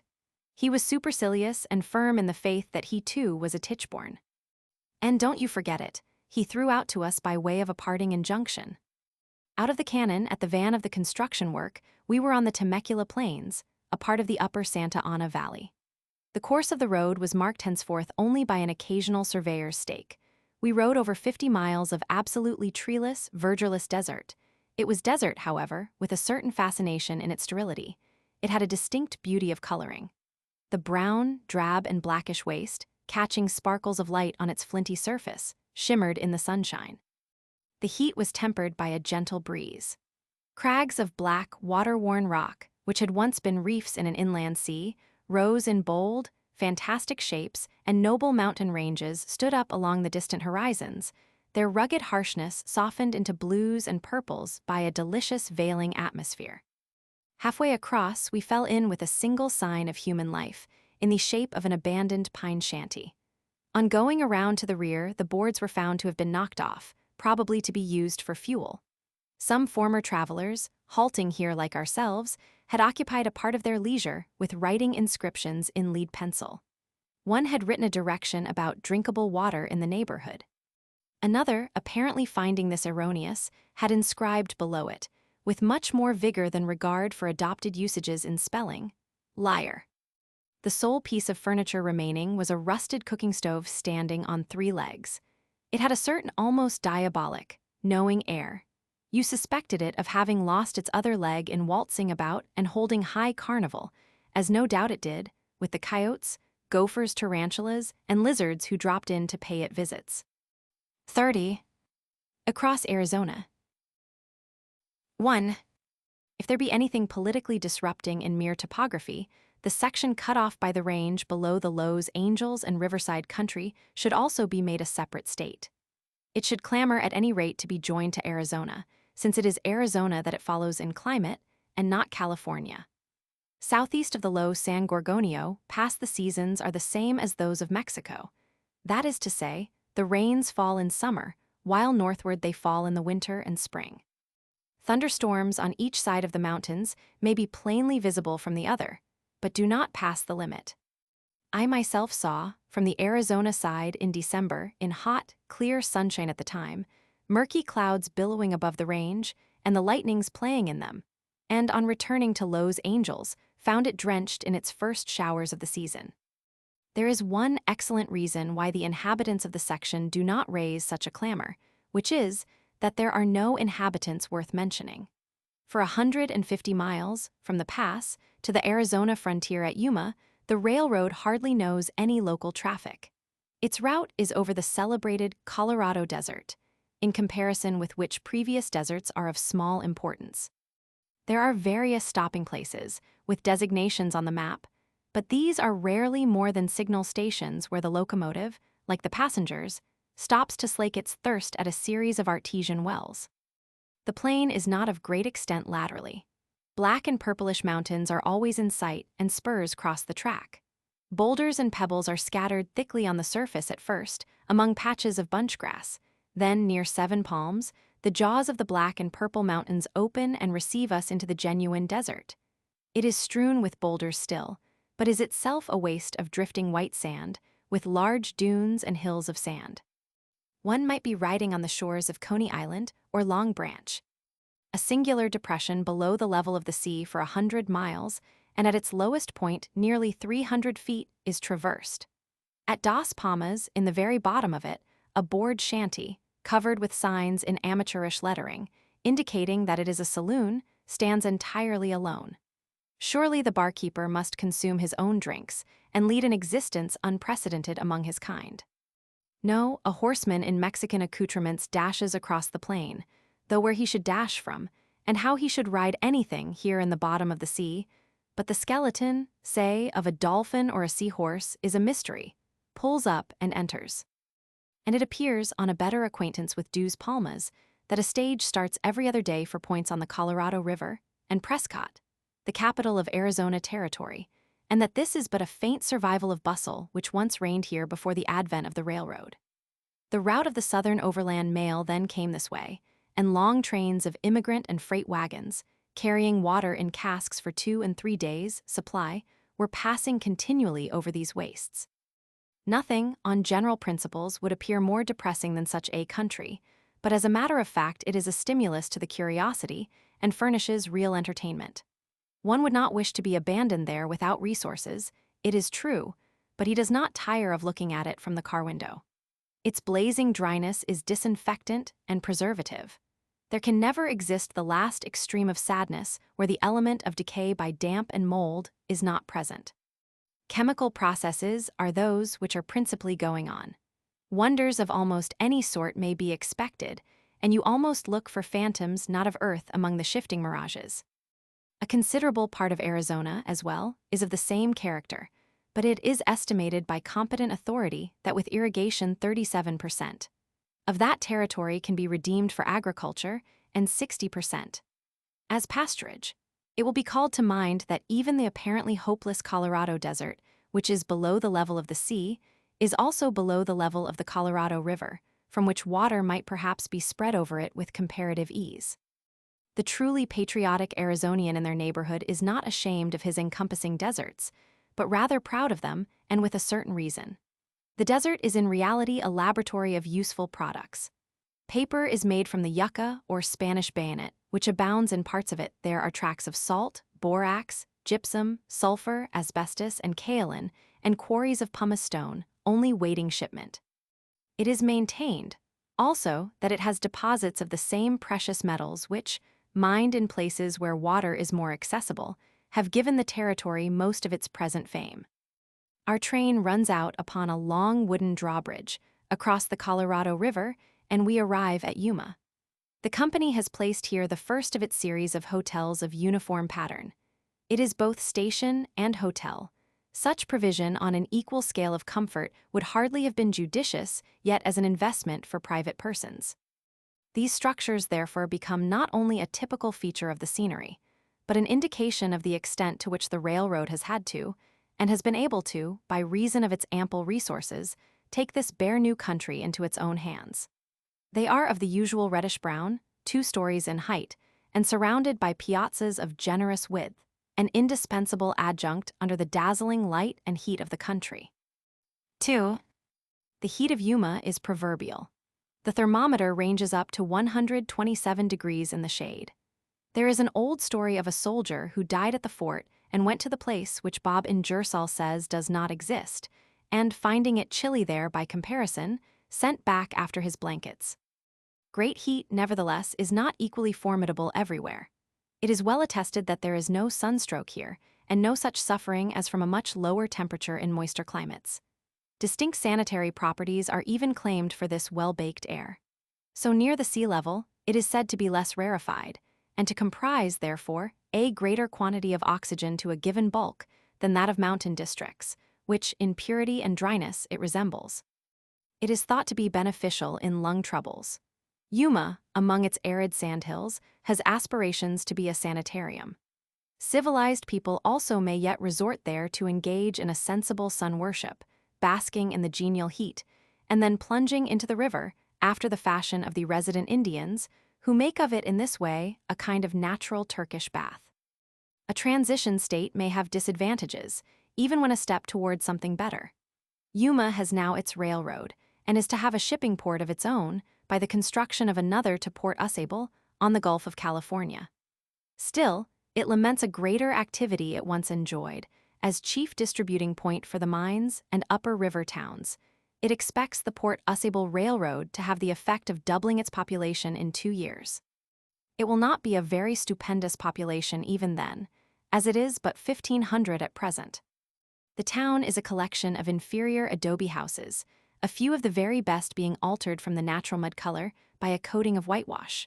The ordinary part of it resembles more the poor tropical hamlets on the trail to Acapulco than even the ordinary villages of Mexico. The houses consist of a framework of cottonwood or acatilla wattles, plastered with mud inside and out, making a wall 2 or 3 inches thick. The roof is thatched, the floor is the bare ground. Around them are generally high palisades of acatilla sticks, and corrals of the same adjoining. The waiters in a Yuma hotel are of a highly miscellaneous character. You are served in the same dining room by Mexicans, Chinamen, Irish Americans, and a tame Apache Indian. One and all had a certain astounded air, ending in something like confirmed depression on finding that we were to remain, would dine at our leisure, and did not wish to have the dishes shot at us as if out of a catapult, after the practice with the ordinary traveler pausing here his allotted half-hour. One does not expect too much of his waiter in Arizona, however. There are reported instances in which he makes you eat your steak with his hand on his pistol pocket and the threat of wearing it out on you if you object. The Colorado at Yuma makes about the same impression as to width as the Sacramento at Sacramento, the Ohio at Pittsburgh, or the Connecticut at Hartford. It is a turbulent yellow stream. It cuts into high sand bluffs on the Arizona side and spreads out their contents in wide bars on the California side. It is without wharves.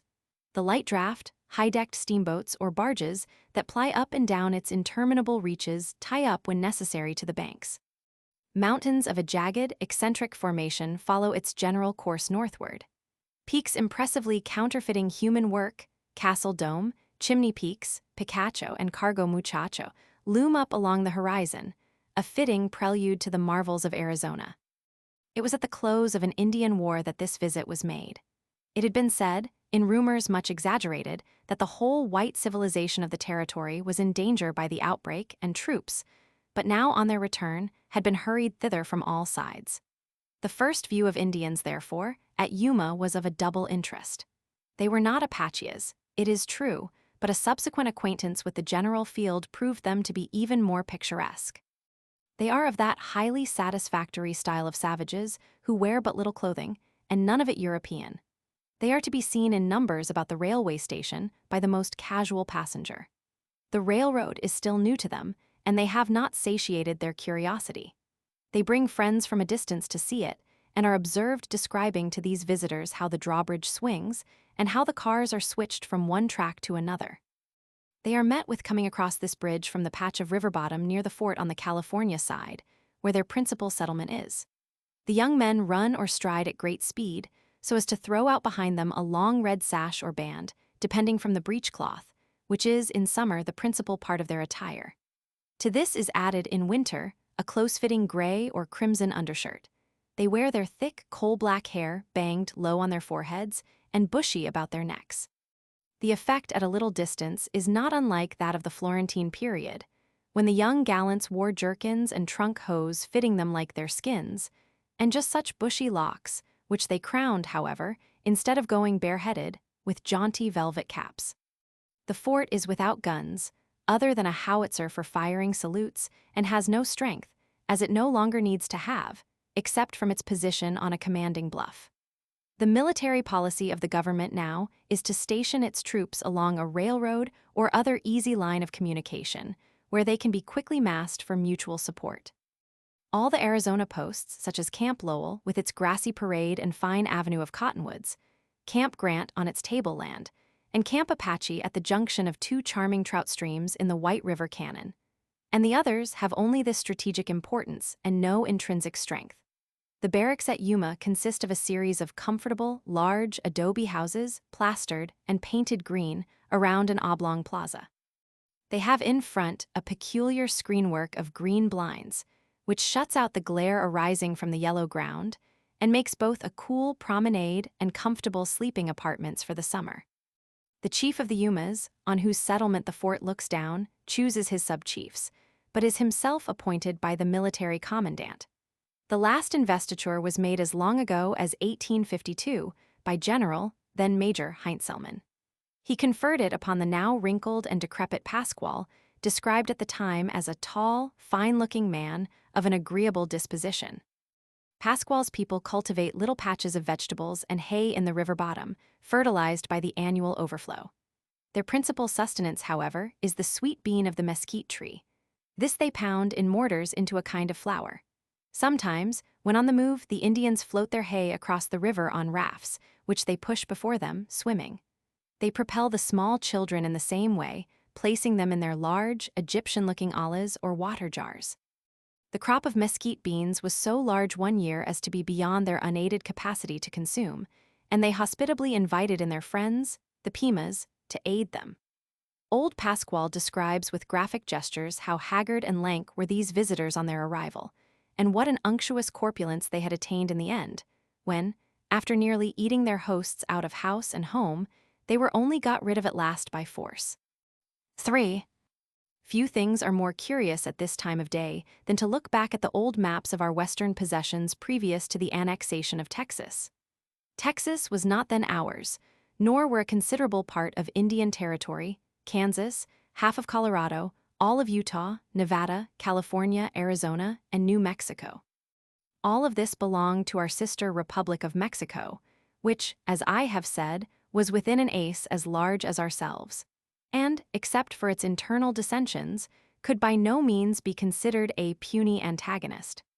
An impressive vagueness attended the delineation of most things west of the Mississippi. There were great tracts hardly more known than the center of Africa. The upper regions of Mexico were distinguished as interna. New Mexico and Arizona were simply a Pasheria Apache land. Our frontier ran along the line of the Sabine River to the Red, from the Red to the Arkansas, and from the Arkansas, on the 42° parallel of latitude, straight west to the Pacific Ocean.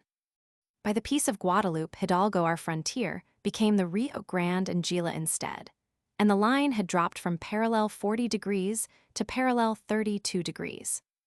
I have called this territory heretofore, by way of figure of speech, an Alsace-Lorraine of Mexico, though it is not probable, vacant as it was, and Americanized as it now is, that a serious grudge is still borne us for it, or that there will ever be momentous wars for its recovery.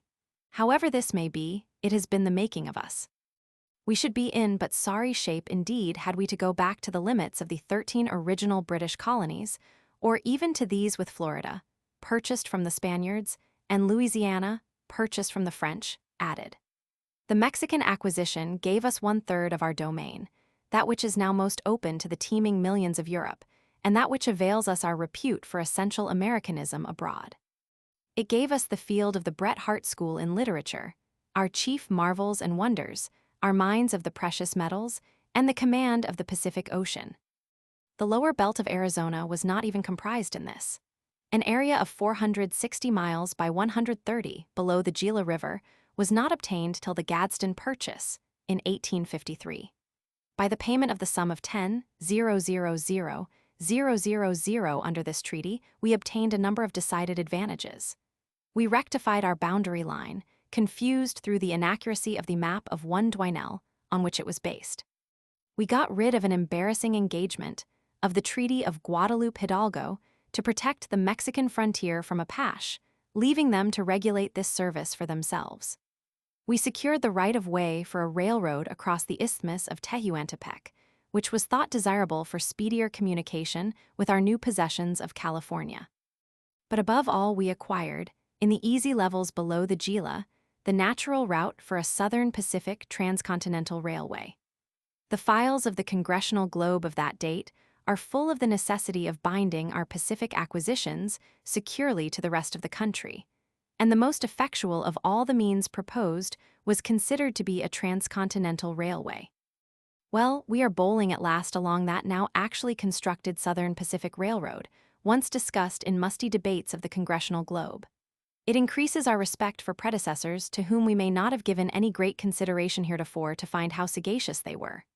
We reach Stanwix with its lava beds, Painted Rock, named from huge, mysteriously decorated boulders, Casa Grande, from its architectural ruins of the Toltecs, and Tucson. Adopting the policy of leaving Tucson to be examined on the return, let us push on to the extreme end of the territory, to the eccentrically named Tombstone.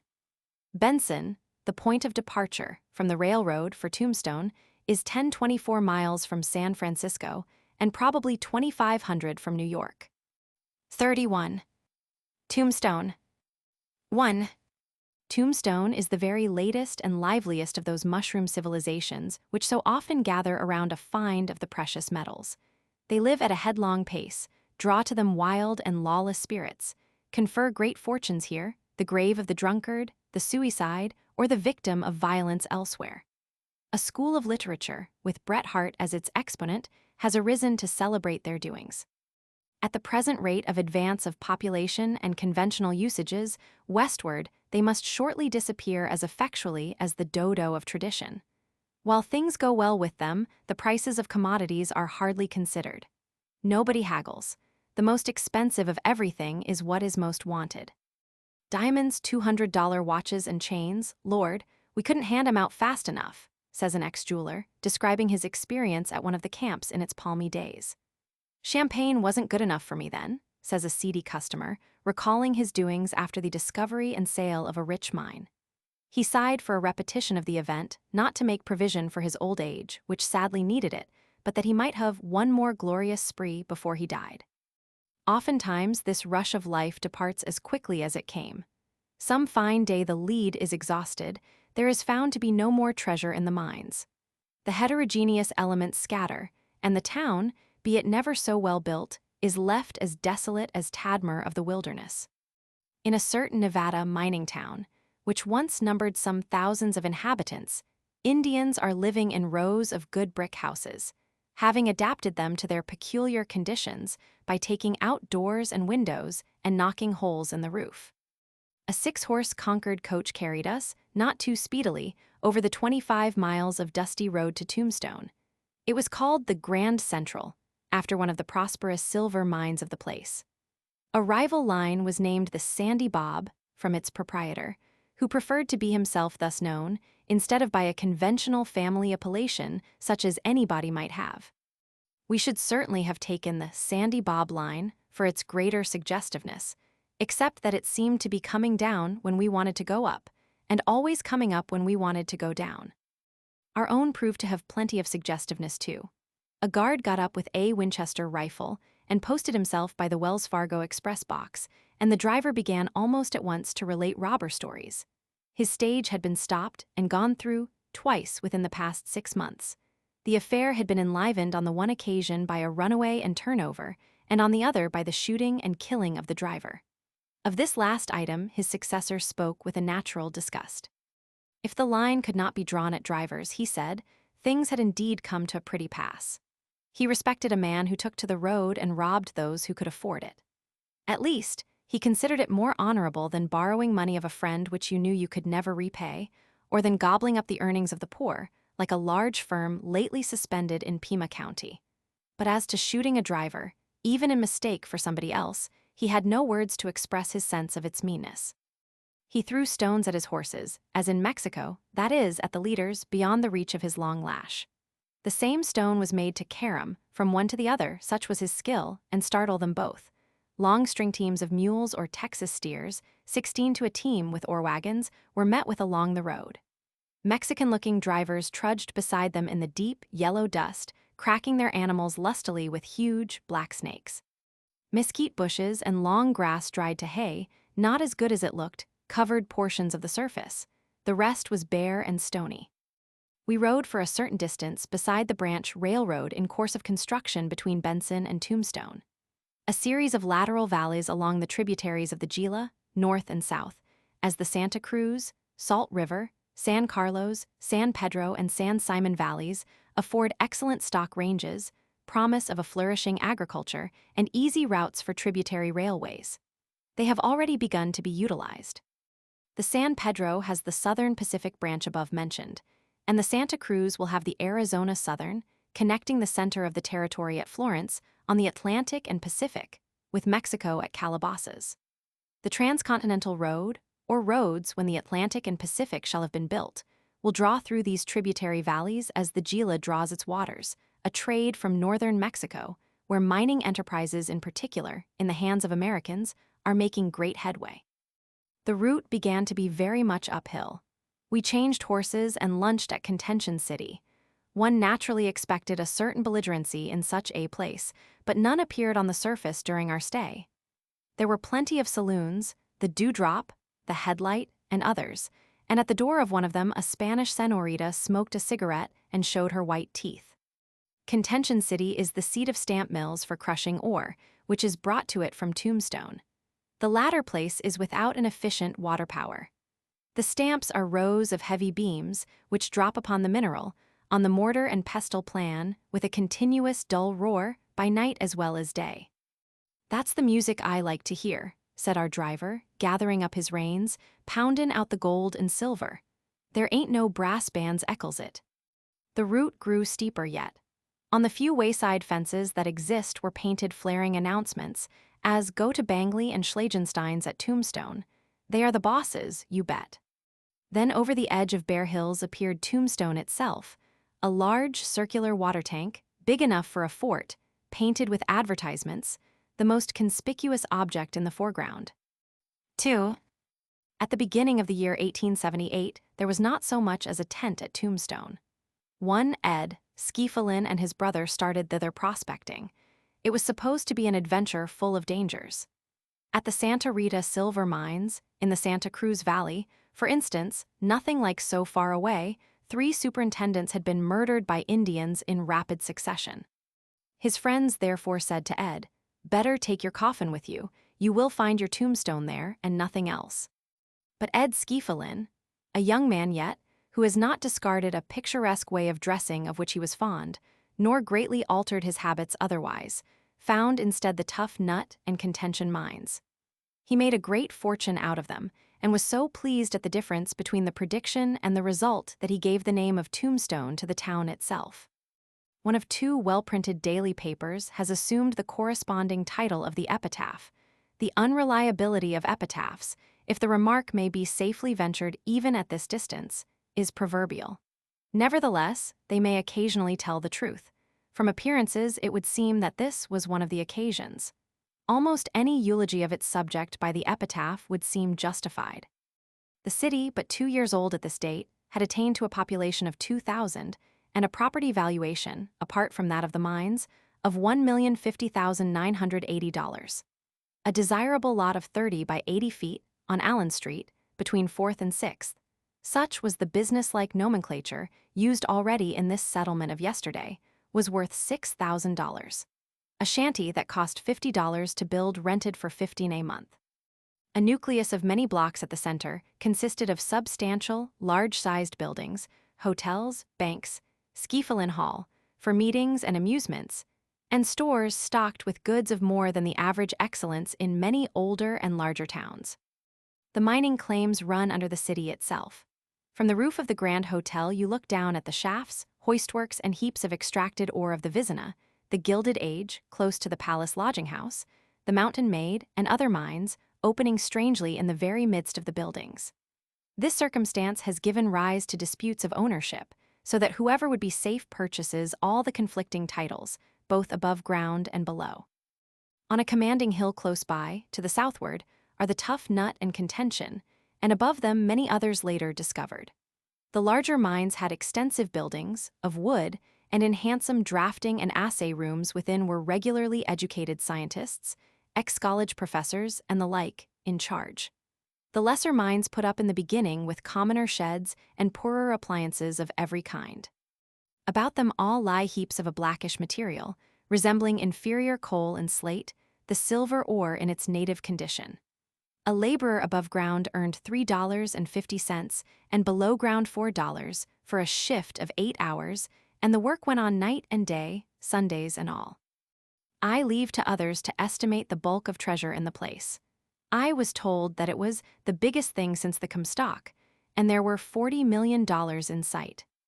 I was offered daily fractional interests in mines, now by a young surveyor who was going to be married and needed money for his wedding outfit, now by new friends who were straitened for assessment funds to carry out the provisions of the law, and again by others who would kindly make any sacrifice for the pleasure of associating a traveler from a distance with the interests of the place. And yet, it will be well for the novice to be wary of these seductive openings at Tombstone, as elsewhere. This I know, however, that I descended 400 feet or so into the contention mine and found great chambers hollowed out, from which mineral had been taken, showing a generous width in the vein. The yield from its discovery up to March 1881 had been $2 million. The tough nut with the lucky cuss, good enough, owl's nest, and owl's last hoot, the racy vernacular of their names will be observed, had yielded $1 million. The outskirts of Tombstone consisted still of huts and tents. A burly miner could be seen stretched upon his cot in a windowless cabin, barely large enough to contain him. There were some tents provided with wooden doors and adobe chimneys.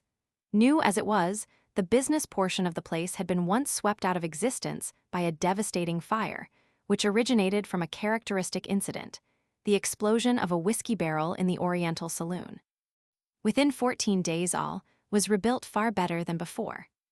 I took the pains to count the number of establishments in a single short block of Allen Street at which intoxicating liquors were sold.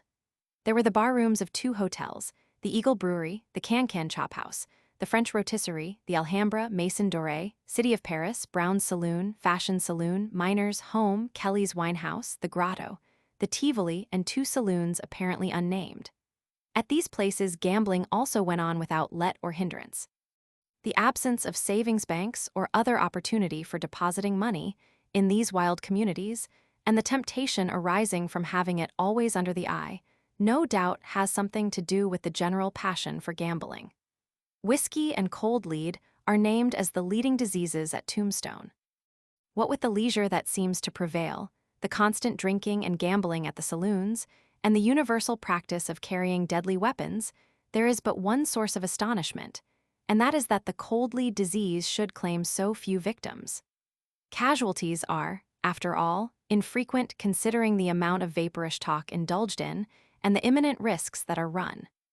The small cemetery, over toward Contention Hill, so far from being glutted with the slaughtered, is still comparatively virgin ground. 3. A farther element, in addition to that of the miners, is to be cited as having a good deal to do with the exceptional liveliness of Tombstone: the cowboys. The term cowboy, once applied to all those in the cattle business indiscriminately, while still including some honest persons, has been narrowed down to be chiefly a term of reproach for a class of stealers of cattle, over the Mexican frontier and elsewhere, who are a terror in their day and generation. Exceptional desperadoes of this class, such as Billy the Kid, Curly Bill, and Russian George, have been the scourges of whole districts in Colorado, New Mexico, and Arizona, and have had their memories embalmed in yellow-covered literature. I bought on the train, on leaving, a pamphlet purporting to be an account of the exploits of Billy the Kid. He had committed, it appeared, at least a score of horrid murders, but so many cities have claimed the honor of giving him birth, said my pamphlet, that it is difficult to locate with any accuracy the locality where he passed his youth. It was finally determined, however, in favor of New York. It was on the Bowery, said the author, whose ideas of morality were peculiar even for a sensationalist, that his mates learned to love him for his daring and prowess, and delighted to refer to him as Billy the Kid. This promising life was cut off at the early age of 22.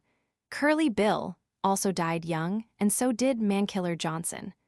I remarked upon this peculiarity of their youth to a philosopher of the region itself. Yes, he said, they do seem to live to be very old, that's so. The recipe for a long life in this country was described as being very quick and getting the drop on an antagonist, that is to say, being ready to shoot first. Unless this can be done, it is the custom even to put up with some ignominious abuse at the time and await a more favorable opportunity. The cowboys frequenting Tombstone were generally from the ranches in the San Pedro and San Simon valleys.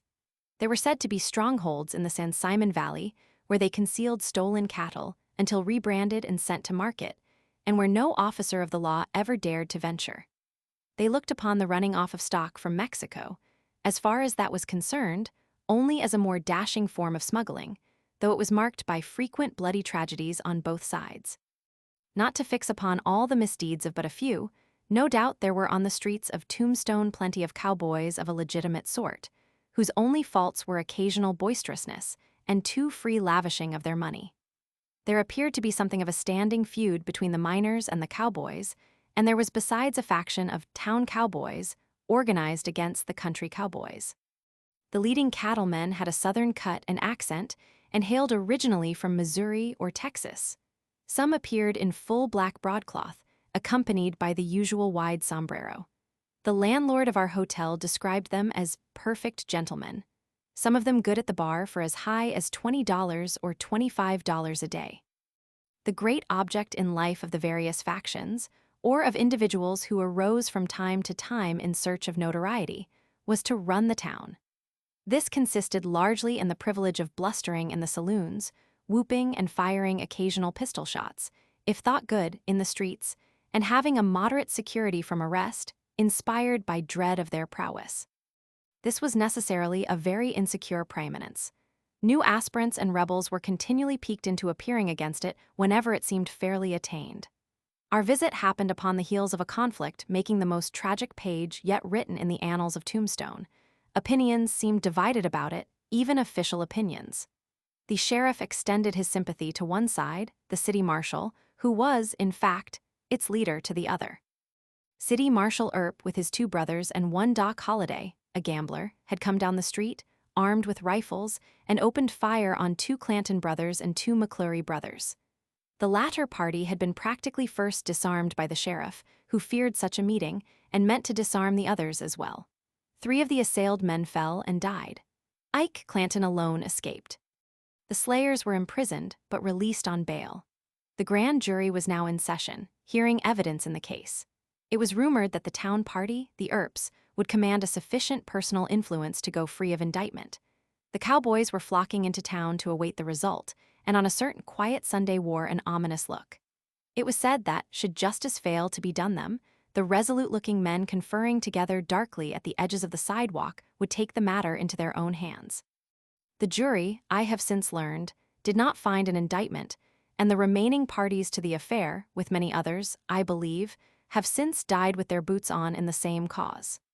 If anything could reconcile us to the untimely taking off of these paladins, it would be partly their own contemptuous indifference to it.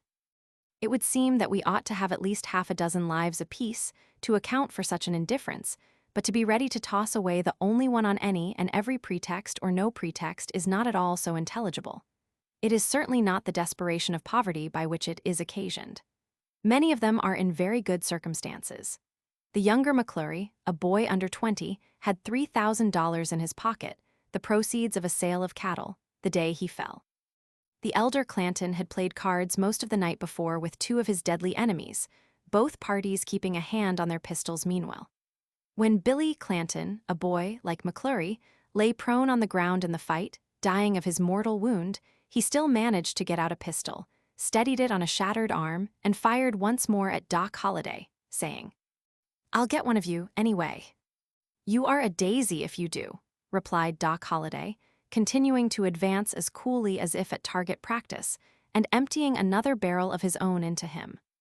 And the last words of Billy Clanton, in the Nibelungen-like contest, which I am quite aware will not be quoted, in school readers, with those of Lawrence, Nelson, and Montcalm, since there was no sense at all in this frenzied display of pluck and tenacity, were, "For God's sake, more cartridges." Meantime, the whistles of the mining works were shrieking notes of alarm, the miners pouring forth from underground, and the reputable citizens, who might have exclaimed, "A plague-o, both your houses," arming themselves in hot haste and coming to their doors to prevent the spread of general anarchy. There is a grimly humorous element in it all. It seems such an excellent joke to idly snuff out the most precious of human possessions. A cowboy shoots a tumbler from the hand of another, just raised to his lips, saying, "When you drink with me, I will teach you to take whiskey plain, and no mixtures."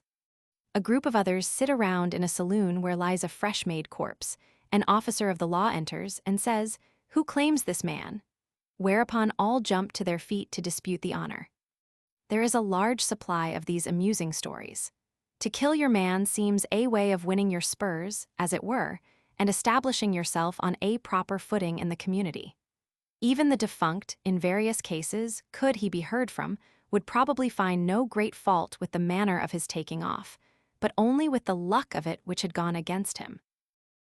32. Camp Lowell, Tucson, and San Xavier del Bac. 1. The night journey returning by stage to Benson was enlivened by more shooting stories. I heard, among others, of the doings of the late Brazelton of Tucson, and at Tucson I bought his photograph, taken, after death, in his mask and other paraphernalia of his craft. He robbed stages for years while apparently working quietly as a hostler in a corral. He was finally tracked to his fate through some peculiar marks of the horse he rode. One of our passengers had just recovered from wounds received in a fight over cards with a Mexican, whom he had killed, and was now able, with the aid of morphine, to pursue his journey toward his home in New Mexico.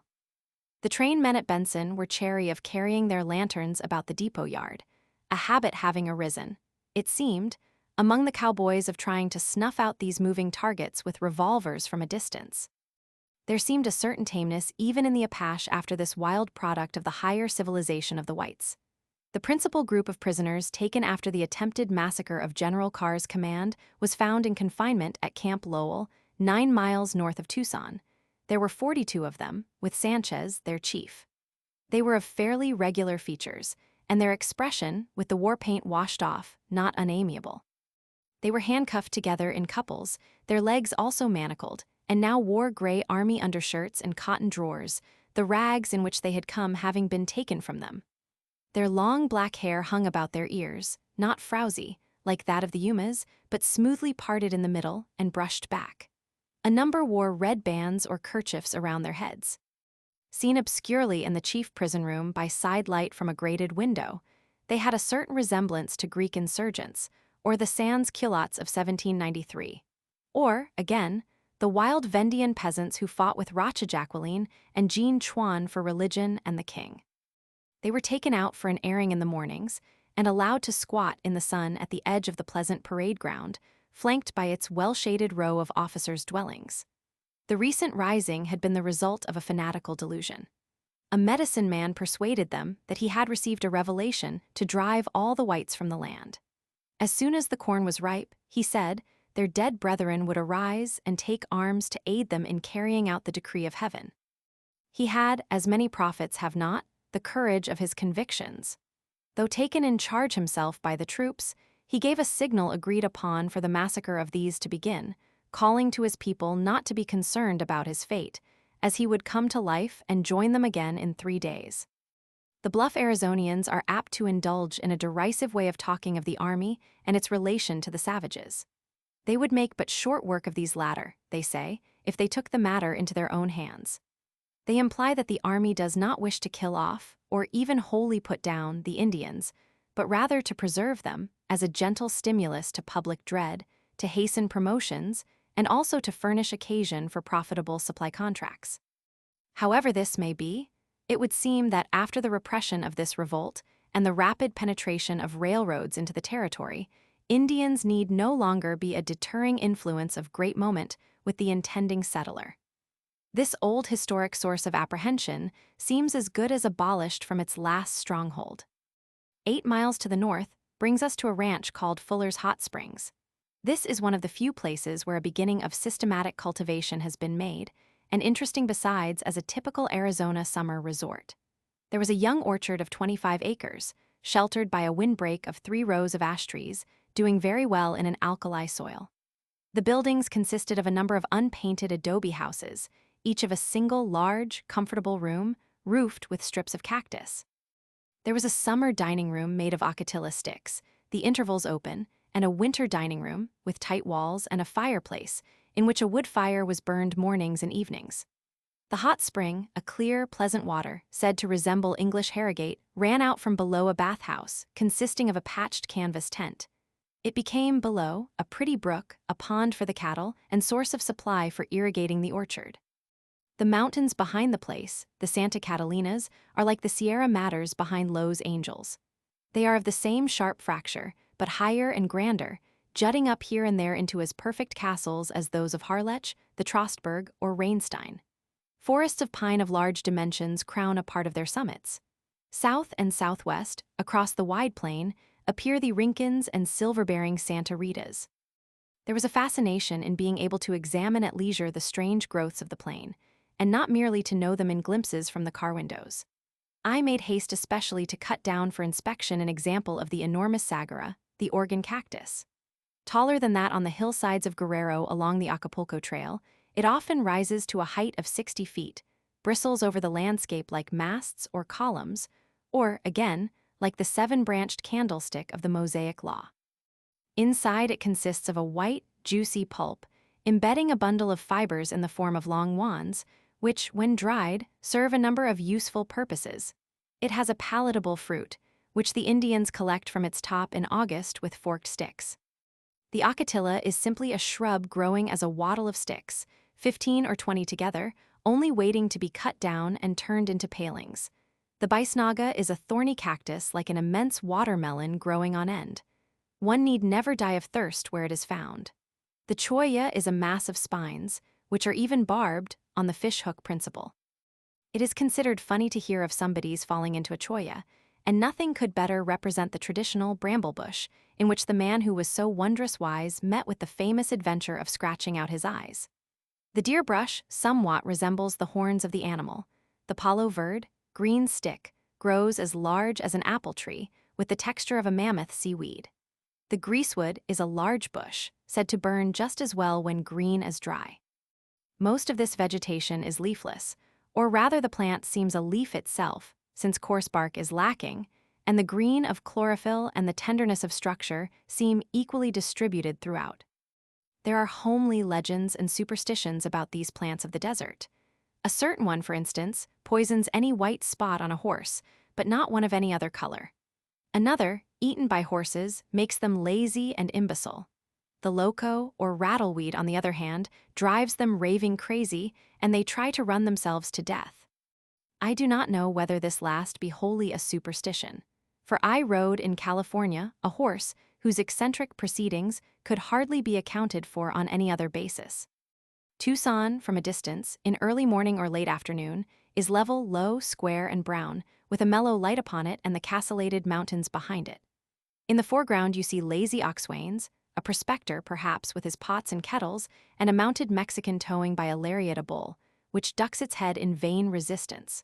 From a distance it is thoroughly foreign and of attractive promise. There is something of the Dead Sea apple in the realization of this promise.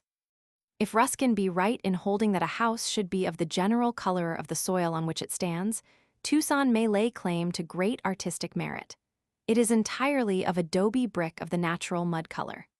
Violent rainstorms occur, to the detriment of paint and calcomine, on such a friable surface, and their use becomes a serious question of economy. Tucson has great antiquity as a mere corporate existence. It was founded by one of the early Spanish expeditions that came up the Santa Cruz Valley in quest of the reputed treasure of the Aztecs in the fabled land of Cibola, but retains no visible trace of age. If there were ever any monuments of importance, they have effectually vanished. Even the church is new. Such foreignness as there is consists of a very provincial Mexican squalor. The considerations of interest about it are of a purely utilitarian character, as how it is to be paved, drained, lighted, provided with an adequate water supply, so as not to have to pay 4 cents a bucket for it, as at present, and how it is to get rid of its malarial fevers and shabby rookeries. A writer in one of the papers one day paid a glowing eulogy to its peculiar situation, in the desert. He held that this was a matter not only of those material products which I have mentioned, but also of the highest moral and intellectual advantages. It was apropos of the establishment of a public library. No great idea has ever been evolved in the usual scenes of human habitation, so the argument ran, and that there is no place for study and contemplation like the desert. Christ, Mahomet, Zoroaster, and Confucius all formulated their creeds in the desert. I gathered that we are to expect from Arizona, at the proper time, some new prophet or sage to sway again the destinies of men in the same way. The correspondent was satisfied, at any rate, that, with a public library, Tucson could shortly become another Alexandria of the desert, a seat of learning and fountainhead of ideas, to be sought by students from Mexico, from the Pacific Islands, from China and Japan, and the mountains and valleys of the Rio Grande. And I, for one, shall be very glad to see it so. It is the commercial center of the important southern mining district, and has an eligible situation for future development. It has derived in its time considerable profit from furnishing supplies to the army and from a smuggling trade with Mexico. The goods for this latter were taken out in teams, then packed over the mountain passes on donkeys to the objective points of Altar and Magdalena in cactus-grown, arid Sonora. The traders at Tucson, again, are largely Jewish. A certain kind of life prevails freely, as at Tombstone. Roulette, faro, and other games of chance are played in a large way in the leading saloons, while the poor Mexicans gamble for small stakes at fondas of their own, where some wretched lithograph of Hidalgo or Zaragoza looks down on them from the walls. There is lacking, however, the choleric and dangerous air of Tombstone. People make way for you to pass if you wish, and do not seem exclusively occupied with looking about for somebody to tread on the tails of their coats. If Tucson be without historic remains of its own, it has one of the loveliest possible in its vicinity, the old mission church of San Xavier del Bac. San Xavier is on the reservation of the Christianized Papago Indians in the Santa Cruz Valley, 10 miles to the southward. It is a new sensation even for one from Mexico who may have flattered himself that he knew the style completely. This ancient landmark of a frontier civilization which, since its destruction, has not been even faintly approached in its kind, is not surpassed either in Mexico or out of it for the quaintness, the qualities of form and color, and the gentle sentiment of melancholy that appeal to the artistic sense. Old Father Time has trodden with heavy step on green wooden balconies in its front, broken out their floors, and left parts of them dangling free. The original sweet-toned bronze bells still hang in one of the towers. The space, terminating in a scrolled gable, between the towers is enriched with escutcheons and rampant lions, wreathed in foliage. Niches hold grotesque broken statues, and complicated pilasters flank the entrance doorway, the whole formed in stucco upon a basis of molded bricks. Where a portion has fallen away, it can be seen that the pilasters are constructed upon or held together by a center consisting of a stick of timber.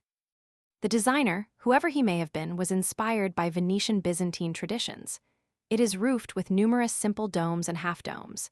The interior of these, frescoed with angels and evangelists, the chancel walls, almost covered with gilding, but stained and battered, and the painted and gilded lions on the chancel rails recall to the least observant St. Mark S. at Venice. The style is not quite consistently carried out, however. A later Rococo decoration, as exuberant as the vagaries of East Indian work, mingles with and at places overrides it. A Henry Roman II candlestick will give a certain idea of the pattern of the columns. The date has disappeared from the facade, but it is believed to be about 1768, and the present edifice was built on the ruins of a former one, going back much nearer to 1654, when the mission to the Papagos was first begun. Large angels with bannerets, their draperies formed of papier-mâché or gummed muslin, are attached to the main chancel piers, and a painted and gilded Virgin with a long face and hair brushed up from a high forehead, as in the sculptures of Jean Goujon, looks down from a high altar niche. All within is of a medieval richness and obscurity. All without is broad sunshine falling upon the peaceful Papago village. A few old men trudge about, concerning themselves with their bay covens and some water jars and strings of dried squashes, and women pass by with tall loads of hay and other produce carried in the quijo, a singular hamper of sticks and netting on their backs. Nobody concerns himself about visitors, except a foolishly smiling boy, one Domingo, who has brought us the key. To have come from that spasm of aggressive modernism, Tombstone, and to be at ancient San Xavier del Bac, it seemed to me that contrast could little farther go. The end. Footnotes. Detailed figures of our trade with Mexico and other useful matters will be found in the Border States of Mexico by Leonidas Hamilton. Chicago, 1882. Brocklehurst's Mexico Today. John Murray, London, 1883. Ca acute lowlid contra, Hust enemiga, nos convoca la trompa guerrera de iterbide la sacrabandera. Mexicanos valientes, Seguid.